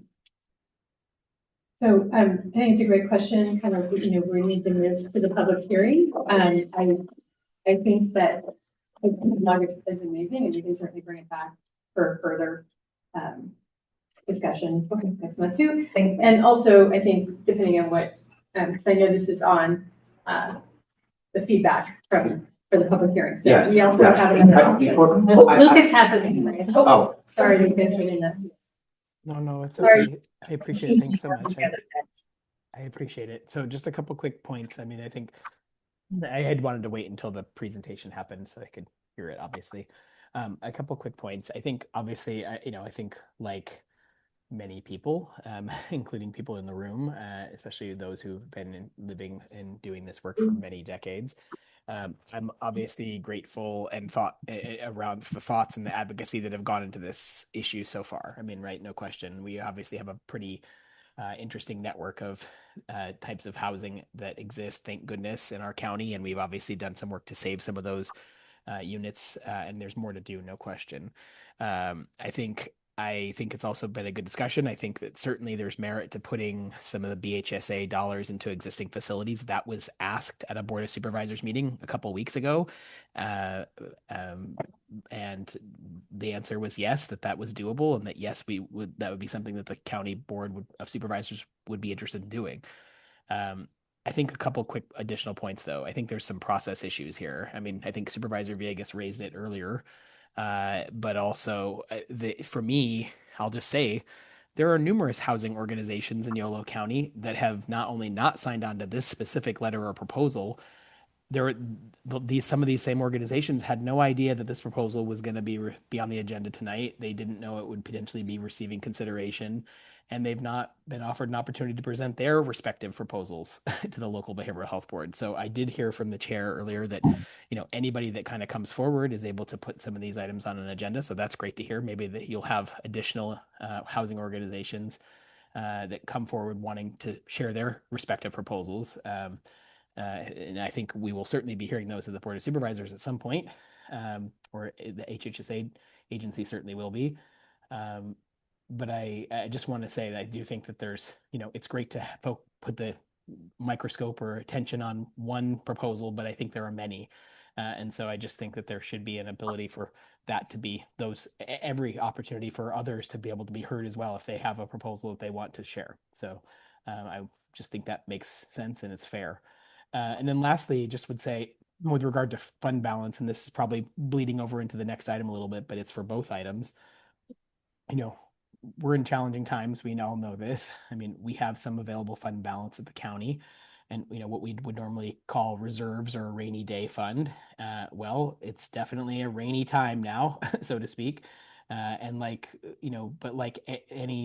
it's likely going to be rainy or challenging times for the next couple of years. So the point is just that exhausting the fund balance, or reserves, is just something that at this point, personally, I'm not fully inclined to do. I think we're going to just need to proceed with caution is the point. So there's housing dollars that are part of BHSA. A new housing pot of money has been created. That was part of Proposition 1. And we are planning, I think the county is in the proposed BHSA plans to spend money on existing facilities, and that's super important. I'm just a little bit worried about voicing my concerns around, the potential of exhausting fund balance when there are many needs, not just this year, but over the next few years that we're going to try and have to weather the storm. So thanks for the opportunity to make a few comments, Madam Chair. I appreciate it. Thanks very much. Thank you, Supervisor Burks. Okay, so I'm going to close this section and open up the section for the public hearing, which means we also have another opportunity for public comments. I'm just going to throw that out there to everybody. And again, I'm going to ask in the interest of time, people really try to keep this the same for their 2 minutes. Madam Chair, do you think it would be more productive to do the presentation first because and then open it for public comment afterwards? We can. I just never know if you want to hear their questions before. So I'm good. It doesn't look like we have. Is this the same presentation you've given before? It's similar. It's not the same. I think it'd be very helpful to have the presentation first. That's fine. That's fine. But yeah, we have it set up so that if you want to answer, and you're not going to be able to. So I just want to make sure you're okay. I'm serving at the pleasure of the board, so it's your call, not mine. No, I'm fine with that. So we can certainly do that. Okay. Thank you. I'm Tony Kildare. I'm the Behavioral Health Director for Yolo County. I'm here today to provide a presentation that discusses the implementation of the draft 2026-2029 3-year integrated plan for the Behavioral Health Services Act. The public hearing is a component of the community engagement process. And where my intent today is just to provide a brief overview of everything that's gone into developing the plan to date, so that the public has some background information about this that can inform the conversation. Next slide, please. So the purpose today is to provide an overview of the draft DHSA integrated plan, provide a summary of the public comments that we've received so far, and allow community members to provide additional public comment today. I do want to note that, as you can see here in the timeline, we submitted the plan to the Department of Healthcare Services on March 31st, and that was the same date that we publicly posted the plan, which initiated a 30-day public comment period. So we've received public comment for 30 days, which I will provide a summary of later. But today is an additional opportunity for members of the public to provide additional public comment that will be considered in development of the plan. The timeline here speaks to the fact that we started working on developing the plan in May of 2025. We were a little behind schedule, to be perfectly honest with you, because of the challenges with finalizing the last year of the MHSA plan. But we did start with some regulation review, analysis, and planning. In August, we developed an engagement strategy. We conducted some community engagement work from September through November of 2025. And we analyzed that feedback to develop a findings report in November and December of 2025. Through January and March of this year, we were working furiously, right, to develop the plan.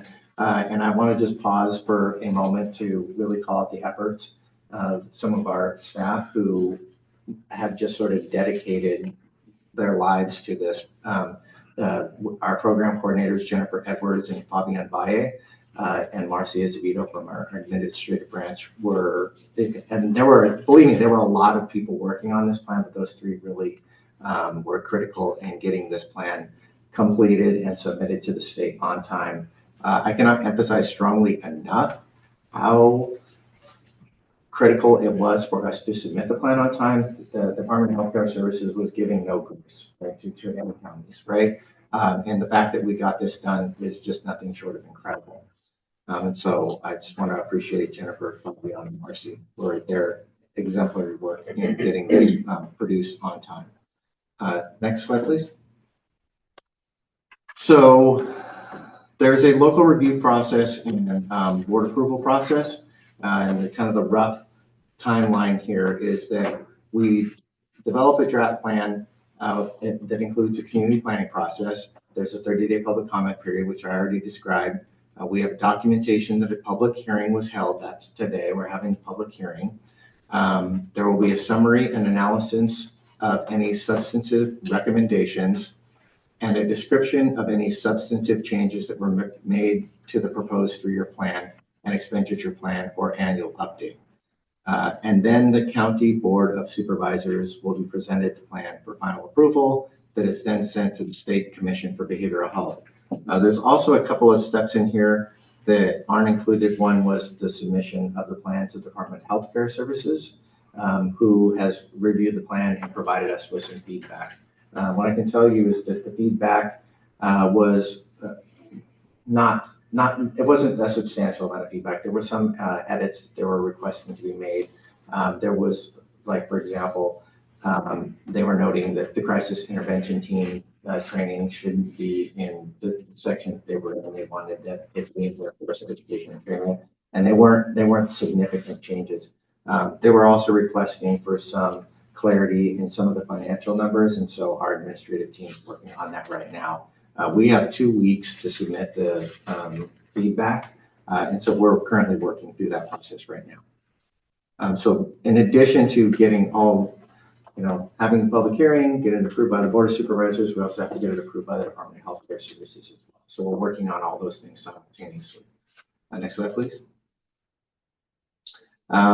Just to recap, and I apologize for those of you who may have sat through a few of these presentations already, 3, 4, 5, 7, depending on how many board meetings you attend, right? Exactly. And so I'll try to be brief about some of this stuff that may be review for some of you.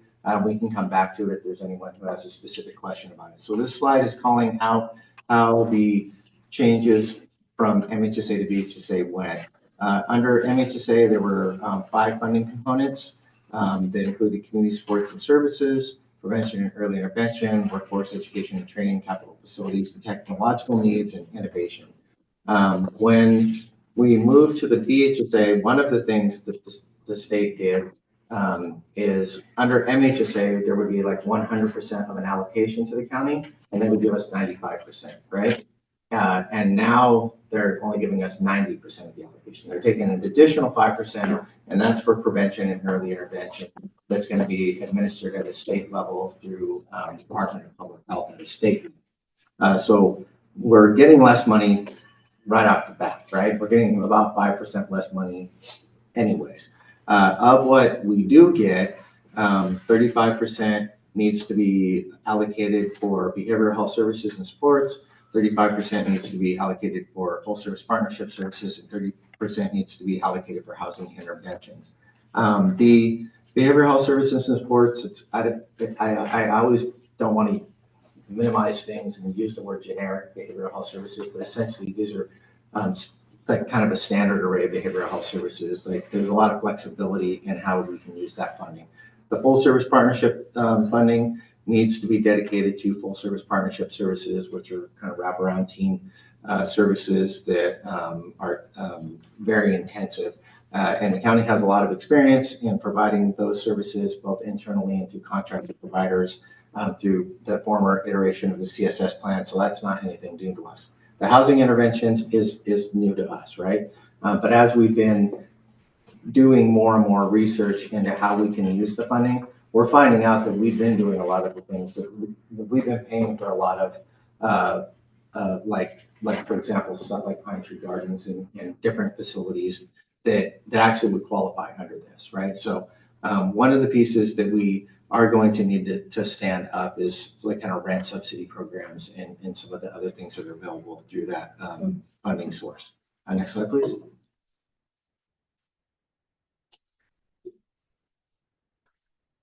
Okay, so one of the new things for the Behavioral Health Services Act as compared to the Mental Health Services Act are some reduction, statewide population behavioral health goals that are being assigned to each of the counties to address, right? And so there's 14 different goals, and 6 of them were identified as immediate priorities.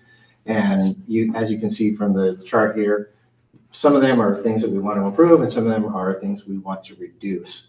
These 6 priority areas are access to care, untreated behavioral health conditions, institutionalization, homelessness, justice involvement, and removal of children from the home. And what we were required to do in the in an integrated plan draft was to identify which programs, whether they were funded by BHSA or not, would be used to address these specific immediate priorities. If anyone is interested, the California Mental Health Services Authority, that Cal MHSA, because there's not enough agencies in the state using the acronym MHSA, but Cal Mesa does have a dashboard where you can go and you can look at Yolo County data that's specific to each of these population goals. Next slide, please. So I'm going to briefly talk about the community planning process, and we can come back to any of these sections if anyone has any questions. So go ahead. The purpose for the community planning is to get input on behavioral health services and funding, find out what services match what the community actually needs, and build upon engagement work that's already happening locally. We're trying to build trust and engage required stakeholders in identifying funding or priority funding decisions. Go ahead. So there are some required stakeholders, and I'm not going to get into every bullet point on here, but the main categories are people with lived experience, healthcare and treatment providers, government and public systems, education and development, special services and support, and cultural and community organizations. I want to really thank, I think, Jonathan, you called out earlier, right, the challenge that there is in actually with the community engagement work. And I know that in the past, I've been to some of the events and like sometimes it would only be like two or three people, right? And so the team that did this work really put a lot of effort in, and we want to thank the 514 total participants who did participate in these. We used a lot of different methods. We had a community engagement work group. There was surveys, focus groups, listening sessions, and interviews.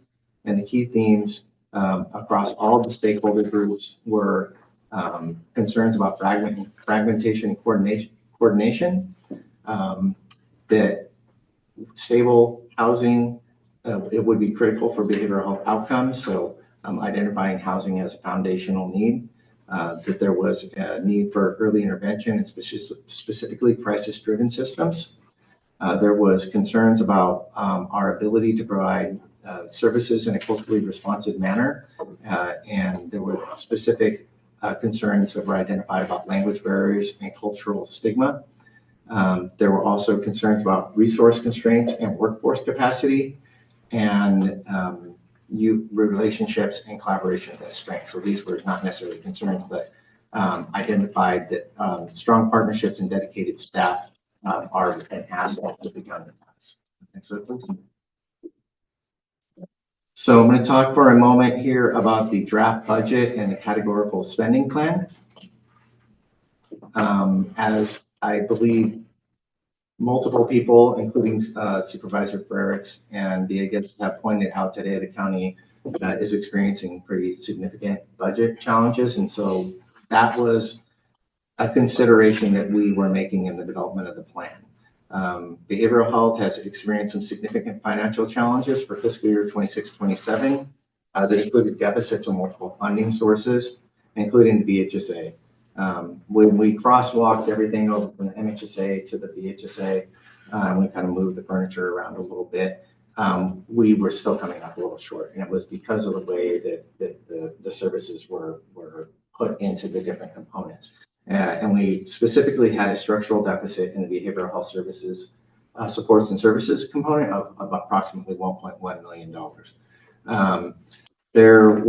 We also, though, aside from that, have deficits in 1991 and 2011 behavioral health realignment, which are state funding sources that come to the counties through like taxes on automobiles and other types of taxes to fund services, and county general fund. So the combined deficits from all the funding sources were approximately $4.1 million. Next slide, please. So when we went to the board to our first presentation to the board was really about getting direction from the board about utilization of fund balance. As I believe Supervisor Birch was speaking to, we are trying to have a fiscally cautious approach to utilization of fund balance because this is such a volatile funding source. Last year, the allocation was $15 million. This year it was 19.4, right? So that's a pretty dramatic jump. And even with that jump, we still had a structural deficit just because of the cost of providing services and inflation. If anyone's been to the supermarket recently, you know exactly what I'm talking about, right? And so there's a concern that we can experience a dip the opposite way, right? So we have $14.2 million of available fund balance, and we did not want to develop a plan that would spend every dollar. We wanted a buffer, right? Just in case there was a significant drop in funding in years 2 or 3. So the proposal that we had put forth included a component transfer of $1.4 million from housing interventions to behavioral health services and supports. We also requested authority to utilize $1.8 million of fund balance in each of the 3 years of the plan to offset some of the other funding reductions that we were experiencing, specifically in 91 and 2011 realignment. And we had requested some other authorization for some expenses that included a Medi-Cal billing coordinator and $1 million for 8 case managers to provide support for permanent supportive housing sites across in 3 different locations that the county had already previously agreed to provide, but we were unable to provide because of staffing. So the total bill here is somewhere in the neighborhood of $22.4 million a year. And as I said, the allocation was 19.4 million. So that's, we're projecting that we would be utilizing approximately $3 million of fund balance each year. And so over a 3-year period, that would be $9 million. And that gives us a buffer of somewhere in the neighborhood of 5.2 million. I want to note that there's like a one-time opportunity for the county to allocate that $14.2 million of fund balance into each of the specific buckets, right? So we can divvy out that $14.2 million into BHSS, FSP, and housing interventions. But once it's there, it's like the kind of the color of the money stays there, right? So like once we've allocated funding to BHSS, it has to stay there, right? We can't later next year say, okay, we want to move it again. Other than the 7% that we can move around of the allocation. So I'm going to back up. Let's pretend I didn't just say that. Once it's there, it stays there. The 7% only applies to each year's allocation, right? So I apologize. So what we are proposing to do would be to allocate the $14.2 million, the $5.2 million of fund balance that would be left, in the same way that the plan is set up. So approximately 1/3 would go to FSB and 2/3 would go to BHSS. That's how the plan is spending the money. Next slide, please. I'm going to get into some level of detail. It's and we've received feedback previously that this is not the level of detail that perhaps the community would desire. And I will note this is the first time we've done this. And I really want to draw attention to the fact that we were scrambling to get this done by March 31st, and we were also working through the county budget process simultaneously. But what I want to point out here is that we received $6.8 million of allocation for the Full Services Partnership funding, and there's an additional $1 million coming from fund balance per the board direction to fund the 8 FSP case managers to provide support to the permanent supportive housing sites. I won't get into every other piece here, but I do want to call out that some of the costs are related to the fact that the county has to implement some new evidence-based practices as a component of the Behavioral Health Services Act. Next slide, please.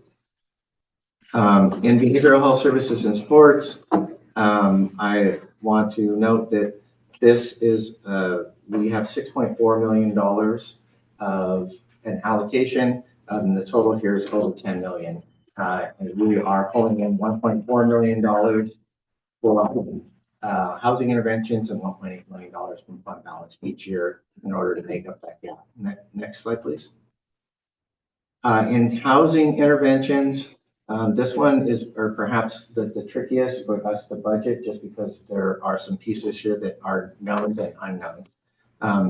We've already discussed, we're proposing to, as we already discussed, we're transferring 1.4 million. We're proposing to transfer 1.4 million out of housing interventions and into behavioral health services and supports, which would leave us with $4.4 million, of which we can use 25% for capital development in the amount of 1.1 million. We're proposing to develop an operating subsidies program of 1.45 million and a rental subsidies program for approximately $680,000. There's going to be some pretty significant administrative costs with implementing the program in the amount of $1.1 million. I think that it was called out earlier about like kind of where would you see Pine Tree Gardens, and just to be transparent, where we are right now is the cost for Pine Tree Gardens would be under operating subsidies. We've previously been funding Pine Tree Gardens primarily with realignment funding, and because of the shortfalls that we were experiencing in 1991 and 2011 realignment, we made a decision to move that budget into, or we're proposing to move that budget into BHSA. So basically to fully fund Pine Tree Gardens under BHSA. It's 1.2 million. So you have if we have an operating subsidy program of 1.4 million, obviously there's not much left for operating subsidies there. Now we could potentially look at some of the other facilities that we're providing that would meet that criteria and start moving money around. So we're only funding part of each program through BHSA, but right now, what we're proposing to do is to have Pine Tree Gardens into operating subsidies section. Next slide, please. So I'm going to provide a brief summary of the feedback from the 30-day public comment period. One of the comments we received was that we have consideration to fund a range of evidence-based and community-informed approaches as part of the implementation and future planning effort. There was a comment that was requesting emphasis on directing resources to individual in need of housing and behavioral health. And this specific comment was suggesting that the county tighten its belt and give the money out to nonprofit organizations. There was a recommendation to capture more of the challenges provided by the data and the community plan within the executive summary. There was a comment that was expressing concern regarding individuals experiencing homelessness and serious mental illness with an emphasis on identifying effective long-term solutions. This public comment was suggesting that we build a locked facility for homeless people. Next slide, please. There was a comment that there be consideration to fund community partners with range to support rental subsidies, participant assistance, housing shelter, and navigation services as important components of a comprehensive a comprehensive housing continuum. There was a comment about the importance of the program services provided by the National Alliance on Mental Illness in supporting individuals living with mental health conditions and their family members. There was a recommendation to provide additional detail on funding allocations, more detail on the amount that was being allocated to individual contractors. There was a recommendation related to community engagement training and technical assistance models, and a comment about opportunities to enhance data, outcome measurement, and system improvement efforts for full service partnership services. Next slide.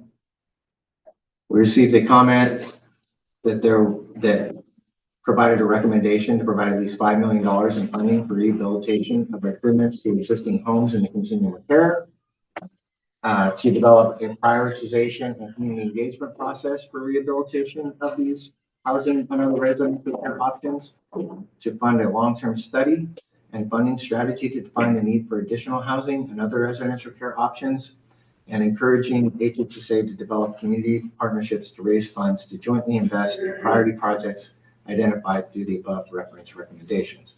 There was also a personal statement that we received from a community with lived experience that was talking about system failures. Again, that's a high-level overview. If you want to get more specific information, it is available in this packet, and you should be able to access that information on the county's BHSA website at www.yellowcounty.gov/BHSA. So this slide deck is also available at the website that I just rattled off. And there are links here to the different BHSA presentations and community planning materials that we provided over the course of time. That includes a lot of the same content that you're seeing here, but there's additional information. Next slide, please. With that, I will stop so that we can have public comment. And there's one more slide. We'll talk about next steps, but we can do this after we have the public comment. We're gonna leave the presentation up. I'll leave it up to- Right. Thank you, Tony. Yeah, no problem. To get through. Thank you. Yeah. Thank you. Open up to public comment in the room, and then we'll go to online. Okay. Just a really quick one.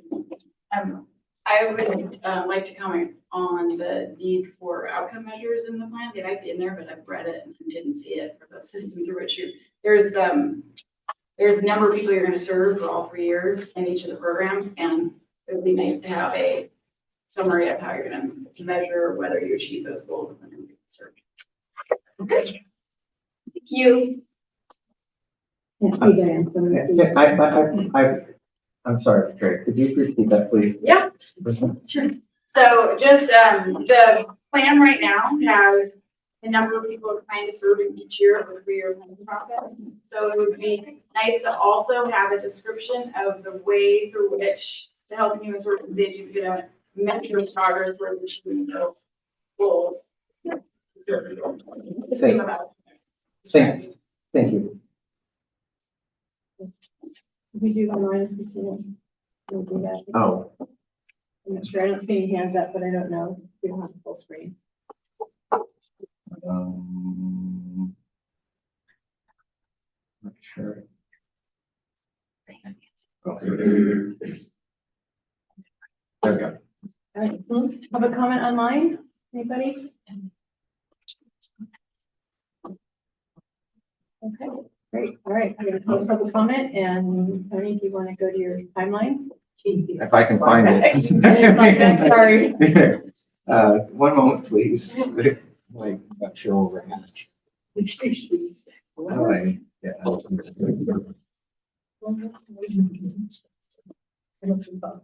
People do need this side. You might. I got it. Here we go.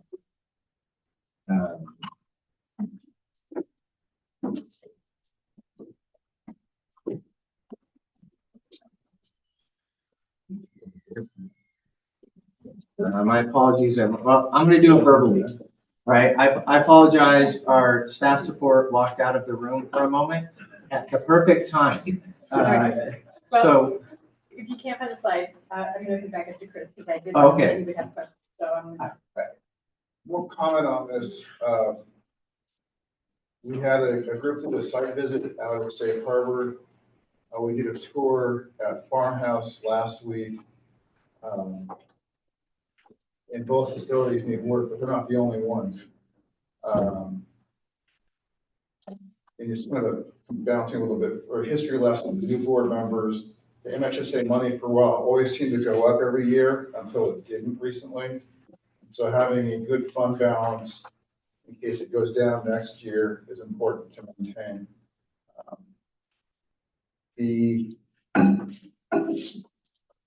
When we're looking at that housing money, in my opinion, me from looking at this, some of those facilities, you know, I'm a lawyer, don't do construction.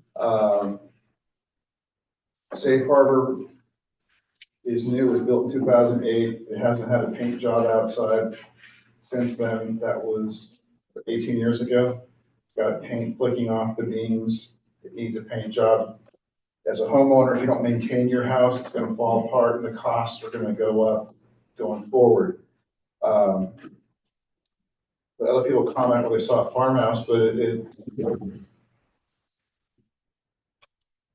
worn down.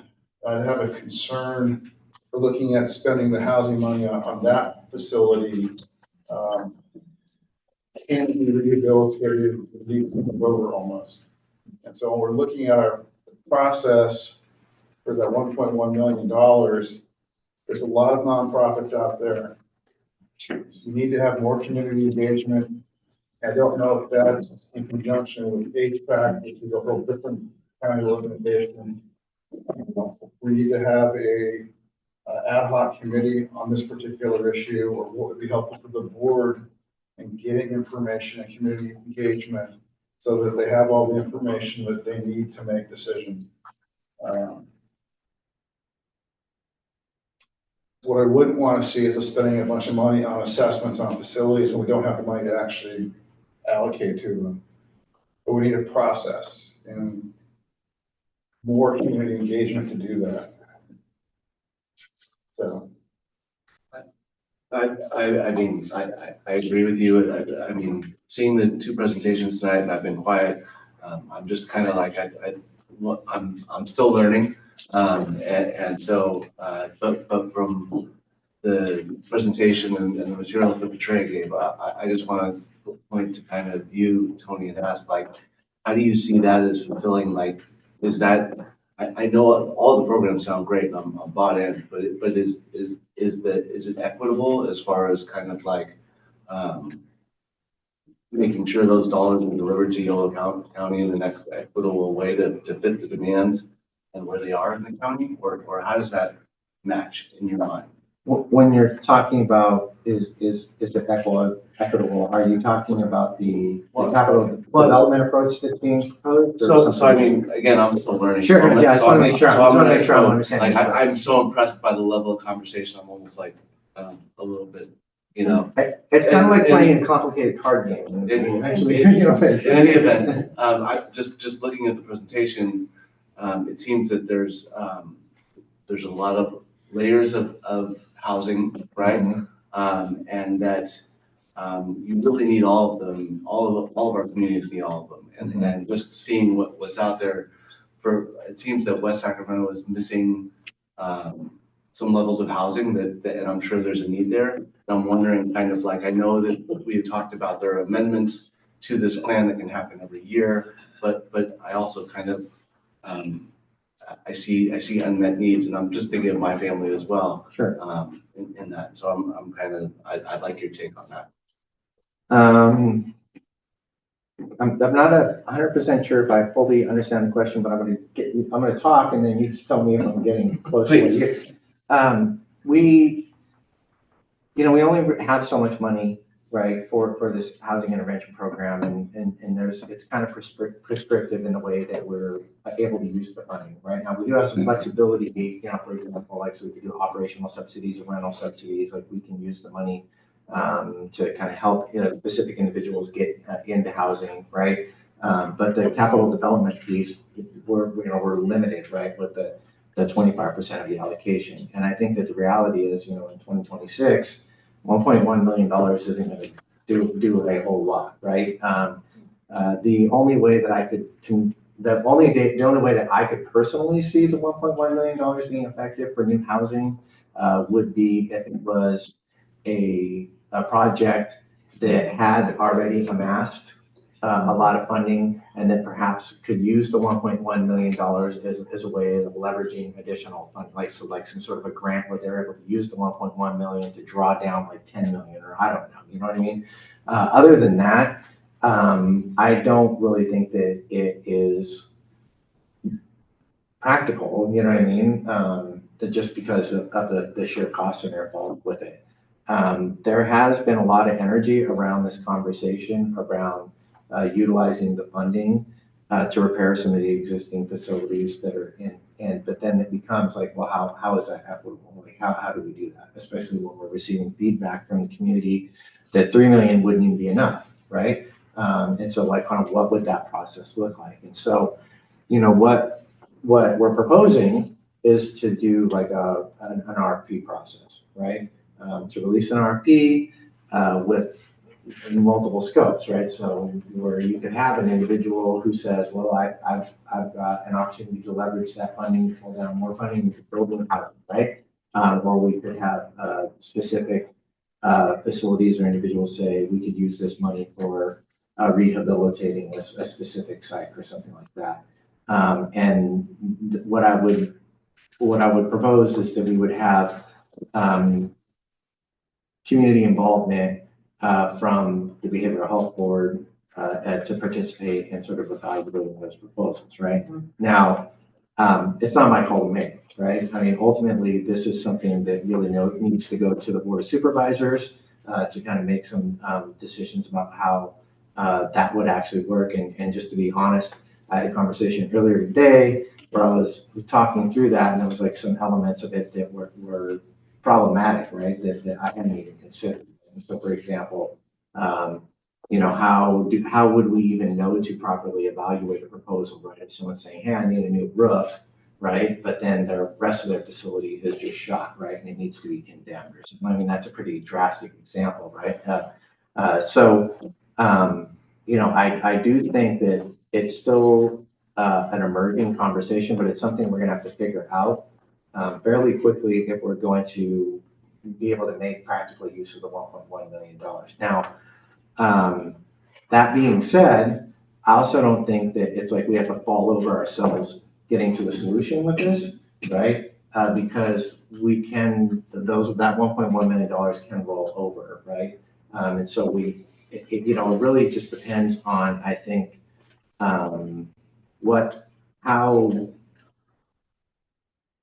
how imminent the community thinks that this need is to get the money out the door versus perhaps taking a little bit more time to have a local conversation about how this should be done practically. And again, I think that is more of the purview of the Behavioral Health Board to make recommendations around something like this.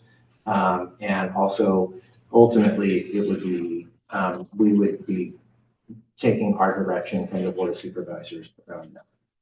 So I don't know if that helps, if that's touching on what you're getting to. I think so, yeah. Thank you.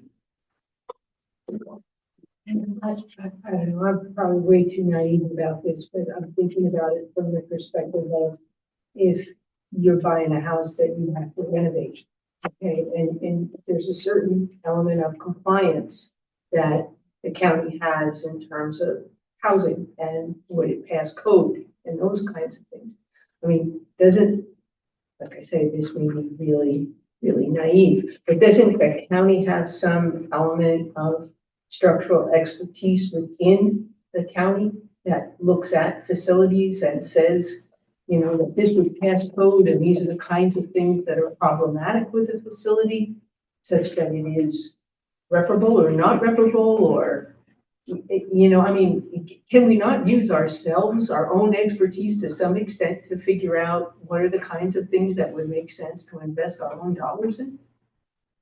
So I'm reluctant to speak about the county's ability to go out and assess the integrity of a structure, right? I'm sure that we do possess that, but that's not something that's in Health and Human Services. No, it's not in Health and Human Services. But I'm talking about one hand washing the other from the perspective of you're investing county money into doing something, and you have county resources that would tell you whether that's good money after bad or that's feasible. I mean, it's all in the family.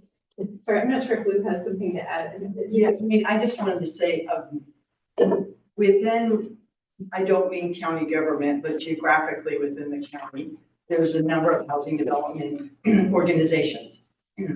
And it seems like it would be informative to pull together a broader committee of people that know about housing, like you mentioned codes. Well, codes are different if it's a licensed group home versus congregate care, where it has to be sprinkled versus a regular house. So the codes are different. Normally, no matter what kind of real estate it is, the basic inspections are like a whole home, pest and dry rot and roof. If you do those three things, which aren't super expensive, like in your average home, it's like $300 to do a pest and dry rot inspection. But that will tell you, like, are the bones of the house good enough to warrant putting more money in it to rehab.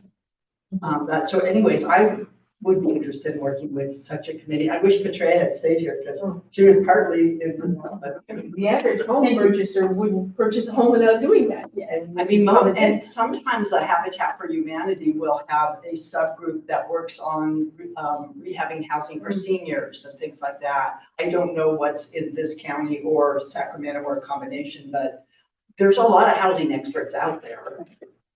Thank you. Yeah, it's very helpful. I think that's probably what they were. Which we can't answer tonight, whether that, but I think it's something for us to. I think that consider. Can I just say, I wasn't expecting HHS. No. I'm trying to give you a new job. I think that the like kind of 10,000 foot picture or whatever you want to kind of high level, right, is that we have this $19.4 million of an allocation for year one. We have $14.2 million of fund balance. We're developing a 3-year plan. We've kind of proposed to move the pieces where we think they need to go. And there's a $1.1 million per year, $3.3 million total capital development opportunity. Now, kind of what that looks like I think that there's a conversation around that, right? And that hasn't been fully defined as part of the planning. Like there was an opportunity to set aside 25%. We were proposing to do that just because we have been getting a lot of formal and informal feedback about a desire to do some capital development projects. And also because it's a new program, we weren't sure if we would be able to stand up all of the programming. That's why we also felt confident about transferring the $1.4 million out of housing interventions and into behavioral health services and supports. We weren't sure if we were going to be able to develop a program that would expend all of the funds. And so, again, like we are here to receive feedback, right, about how to expend the $3.3 million on capital development, if that is what the community desires, right? But I'm not at a point where I could say, well, we would commit to doing this kind of.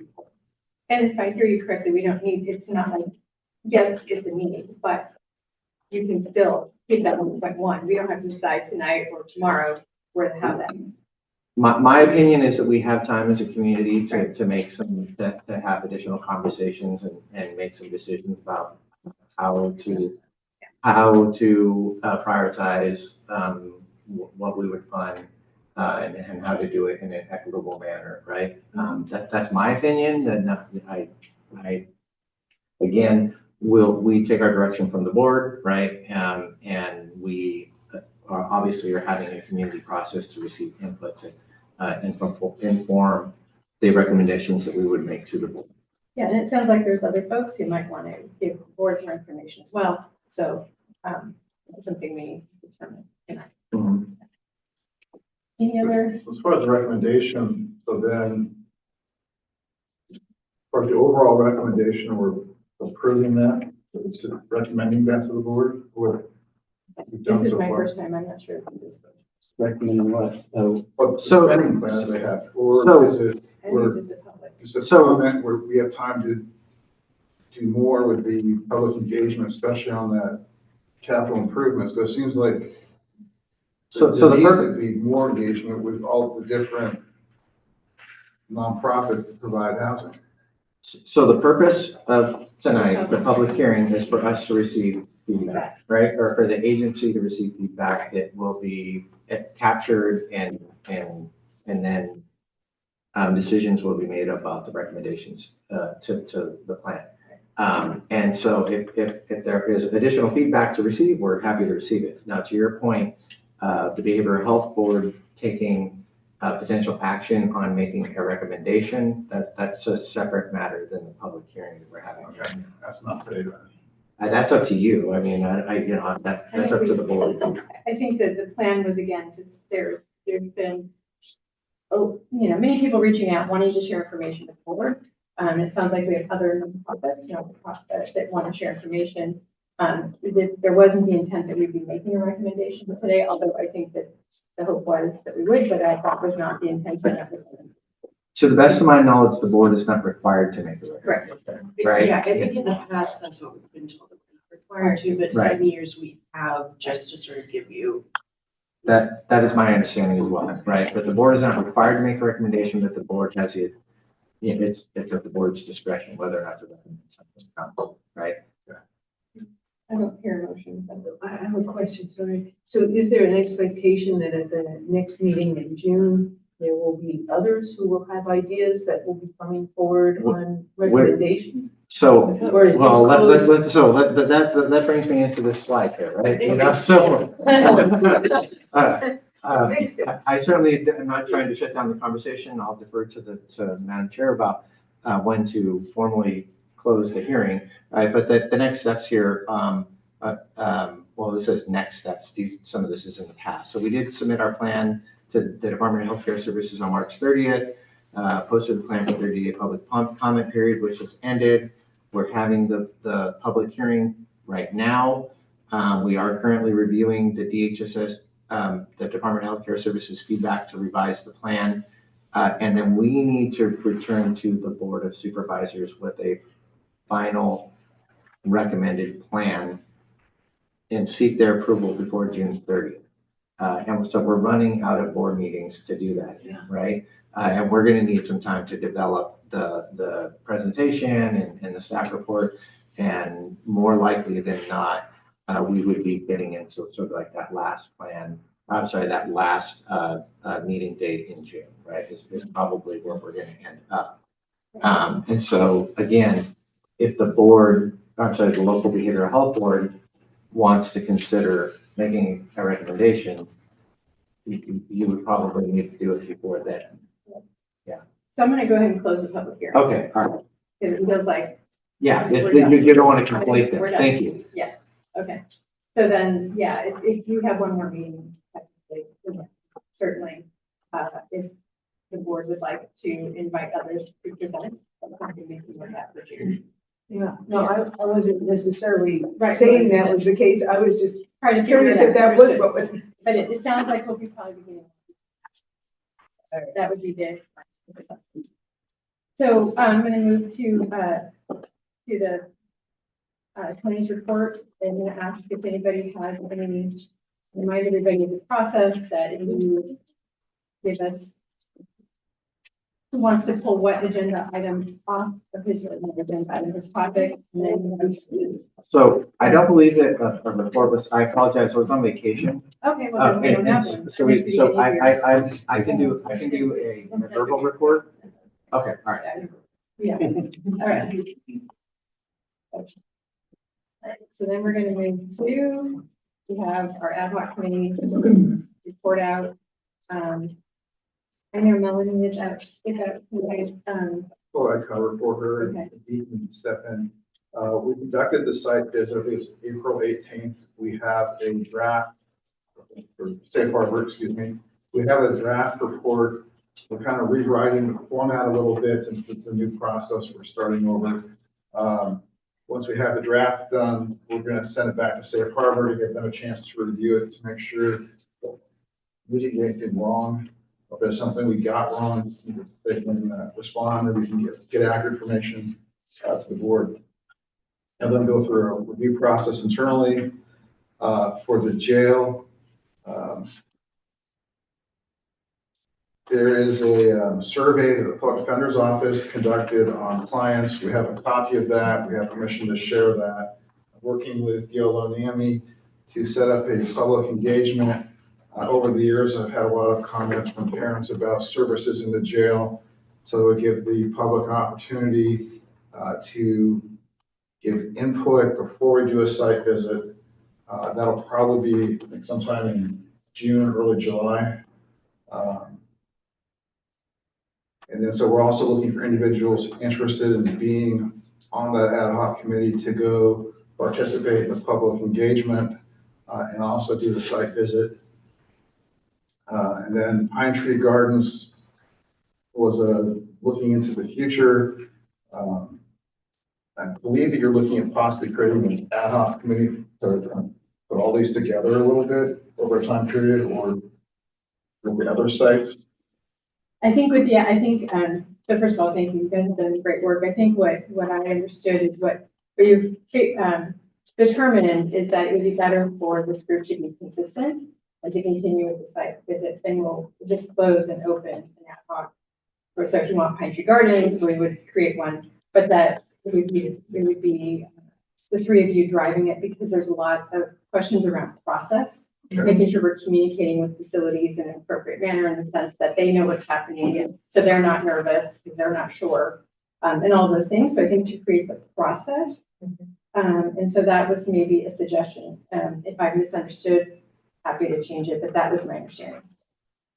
That was perfectly explained based on the touch base that I had with you. And I think the continuity of operations is important, since it will be a ongoing requirement, and then three of us can hash out all of the formal forms and solicit feedback from the facilities to help us better understand if we're asking the appropriate questions and things of that nature. Right, so I appreciate that. So really, I think again, this year developing the process, and then of course, we can reevaluate of how it would look like for next year. So I'm sorry, so will additional people be actually going on the site visit, or is it just with hearing people do this. So unless folks' bandwidth and level of interest has changed and anyone here has a burning desire to be a part of the site assessments per the WIC requirements, so doing the actual governed work that we have to do, that's fine. However, in just that one site visit, it was very evident that there could be multiple iterations of trying to finalize a whole process or processes that we don't currently have as a local behavioral health board to then better leave a legacy for those that come behind us to pick up templates and instructions and forms that are already fully vetted and approved. And so we just thought that it might be best to maintain the same for participants through the end of this year, just so that we preserve the integrity of building that process, like we mentioned. We're not excluding anybody. We would just prefer to be the core three that are kind of bringing this all to completion. And then maybe this time next year, or whenever we pick up the required assessments going into the next year, we can build new ad hoc committee, however which way we feel. Because we already have the framework to let someone kind of come in and conduct the work. I believe we're supposed to do 4 site visits this year. So if there's other suggestions on where to go, what to look at. Is that written in the code? No, I think it was just something that we shot, that was Okay. kind of the goal, but Because I think the way the law reads, and Chris, you're my inside attorney. We need in-house IT support too, by the way. Because I'm struggling to make a billing film. Anyways, but yeah, if we don't like reach a certain number, I don't think we'll get in trouble. yeah. So I appreciate that. I think the original intent for me was I didn't want to burden a particular group and I wanted to kind of spread the wealth around, but really understanding that we really need to create the process.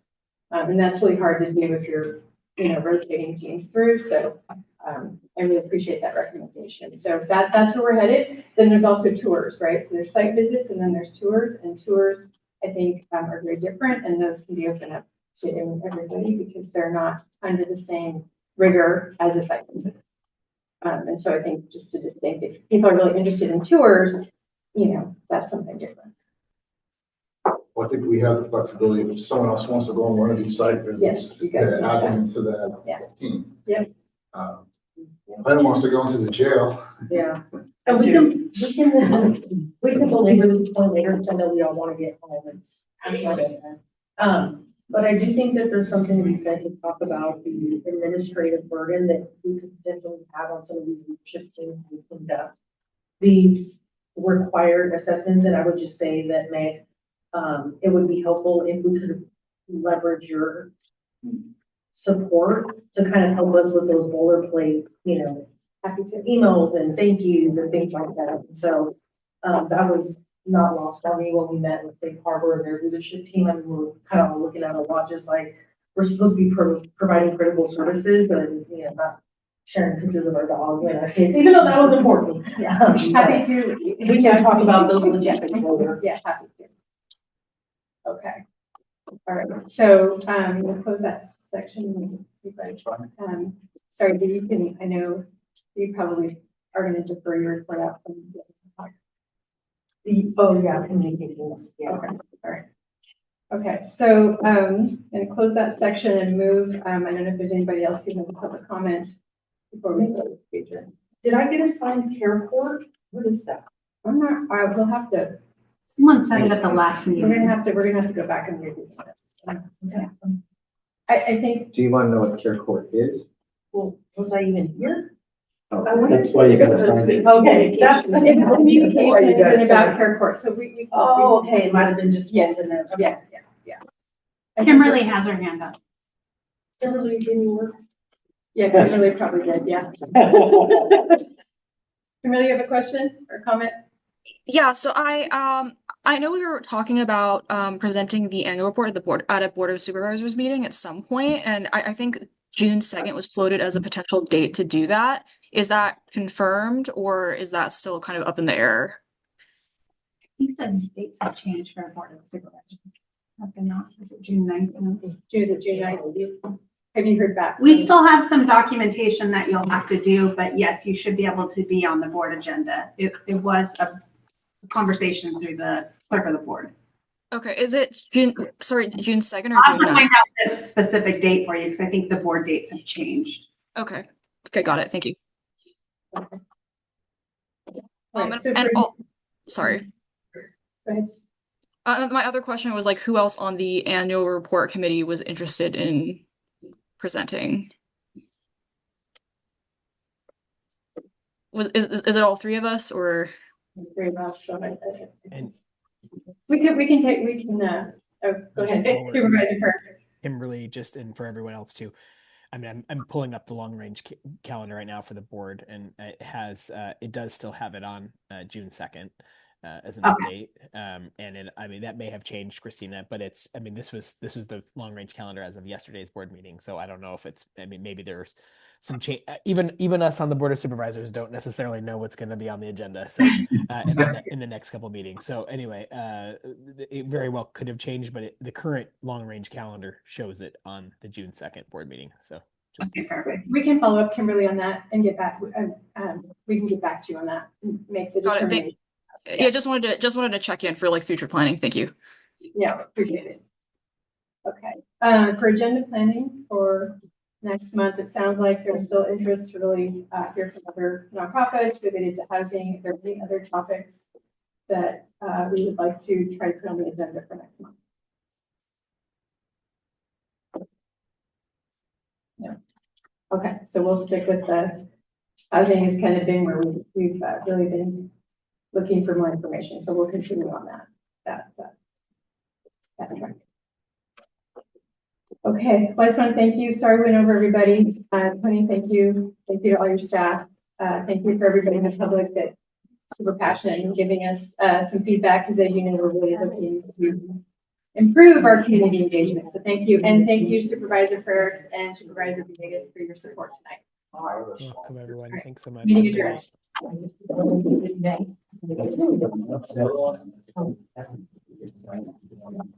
Your name is